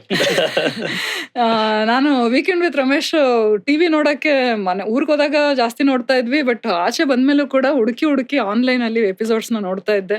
ಯಾಕೆಂದ್ರೆ ಅದು ತುಂಬಾ ಉತ್ತೇಜನಕ್ಕಿಂತ ಒಂದು ದೊಡ್ಡ ಇನ್ಸ್ಪಿರೇಷನ್. ಎಲ್ಲ ತುಂಬಾ ಚೆನ್ನಾಗಿ ಬರ್ತಾ ಇತ್ತು. ನೀವು ಕೂಡ ತುಂಬಾ ಕ್ಯೂರೇಟ್ ಮಾಡಿರೋ ಒಂದು ಇಂಟ್ರೆಸ್ಟ್ ಮತ್ತೆ ಒಂದು ಡೀಟೇಲ್ ತುಂಬಾ ಚೆನ್ನಾಗಿದೆ. ಸೊ ಇದರಿಂದ ನಮ್ಮ ಕರ್ನಾಟಕದ ಜನತೆಗೆ ಮತ್ತೆ ಎಲ್ಲಾ ಆಂಟ್ರಪ್ರಿನರ್ಸ್ಗೂ ಒಂದು ಒಳ್ಳೆ ಪ್ರೇರಕವಾಗಿ ಇದು ಸಾಧನೆ ಆಗ್ಲಿ ಅನ್ನೋ ಒಂದು ಒಲವಿನಿಂದ ನಾನು ಇದನ್ನ ಹೇಳ್ತಾ ಇದ್ದೀನಿ. Thank you so much. Thank you so much. Thank you Jyothi ಅವರೇ. ಸೊ ಬಹಳ ಚೆನ್ನಾಗಿ ಹರಟೆ ಹೊಡ್ಕೊಂಡಂಗೂ ಇತ್ತು. ನಮಗೂ ಎಷ್ಟೊಂದಲ್ಲ ಮಾರ್ಕೆಟಿಂಗ್ ಎಲ್ಲ ಒಂದು ಲೆಸನ್ಸ್ ಸಿಕ್ಕಂಗ ಆಯ್ತು ಇವತ್ತು. ನಾನು ಮಾರ್ಕೆಟಿಂಗ್ ಓದಿಲ್ಲ, ಅವರು ಓದಿಲ್ಲ, ಇಂಜಿನಿಯರಿಂಗ್ ಬ್ಯಾಕ್ಗ್ರೌಂಡ್ ನೀವು ಓದಿಲ್ಲ. ಬಟ್ ಆದ್ರೆ ನಿಮ್ಮ ಕೆಲಸದಲ್ಲಿ ನೀವು ಮಾಡಿರೋದೆಲ್ಲ ಒಂದೊಂದು ಹೇಳ್ತಿದ್ದಾಗ ಹೀಗೆಲ್ಲ ಇದೆಯಲ್ಲಪ್ಪ ಅಂತ ಎಷ್ಟೊಂದು ನನ್ಗೂನು ಹೊಳಹು ಸಿಕ್ತು ನೋಡಕ್ಕೆ. Thank you so much for that. ಹಾಗೆ ನಿಮ್ಮ ಮುಂದಿನ ಏನೇನು ಯೋಜನೆಗಳನ್ನ ಮಾಡ್ಬೇಕು ಅನ್ಕೊಂಡಿದ್ದೀರೋ ವೆರಿ ಶ್ಯೂರ್ ನೀವು ಇದೇ ಸ್ಕೇಲಲ್ಲಿ ಇದೇ ರೀತಿಯ ಒಂದು ದೊಡ್ಡ ಇಂಪ್ಯಾಕ್ಟ್ ಮಾಡುವಂತ ಯೋಜನೆ ಮಾಡ್ತೀರಾ. ಅದಕ್ಕೆ ಒಳ್ಳೇದಾಗ್ಲಿ. ಮುಂದೆ ಬನ್ನಿ ಪಾಡ್ಕಾಸ್ಟ್ ಬಂದಿದ್ದಕ್ಕೆ ಇನ್ನೊಮ್ಮೆ ನಿಮ್ಗೆ ಧನ್ಯವಾದಗಳು. Thank you so much. ಧನ್ಯವಾದಗಳು. ನಿಮ್ ಬಗ್ಗೆ ಸ್ಟಡಿ ಮಾಡ್ಬೇಕಾದ್ರೆ ಒಂದಿಷ್ಟು ಯೂನಿಕಾರ್ನ್ ಹೆಸರನ್ನ ನೋಡಿದ್ವಲ್ಲ, ಬಟ್ ಇವತ್ತು ನಿಮ್ಮ ಜೊತೆ ಮಾತಾಡ್ಬೇಕಾದ್ರೆ ಅದ್ರದ್ದು 2x ಹೇಳಿದ್ರಿ. ನೀವು ಒಂದಷ್ಟು ಕಂಪನಿಗಳ ಜೊತೆ ವರ್ಕ್ ಮಾಡಿದಿರ ನೀವು. ಮತ್ತೆ ಇನ್ನೊಂದು ಪಾಯಿಂಟ್ ಹೇಳಿದ್ರಲ್ಲ, ನಿಮ್ಮ ಆಂಟರ್ಪ್ರಿನರ್ಶಿಪ್ ಗಿಂತ ಫೌಂಡರ್ ಜೊತೆ ನೀವು ಒಡನಾಟ ಇದೆಯಲ್ಲ, ಅದರಿಂದ ಸಾಕಷ್ಟು ಕಲ್ತಿದ್ದೀರಾ ಅಂತ. So it was great to have you. Thank you. Thank you so much.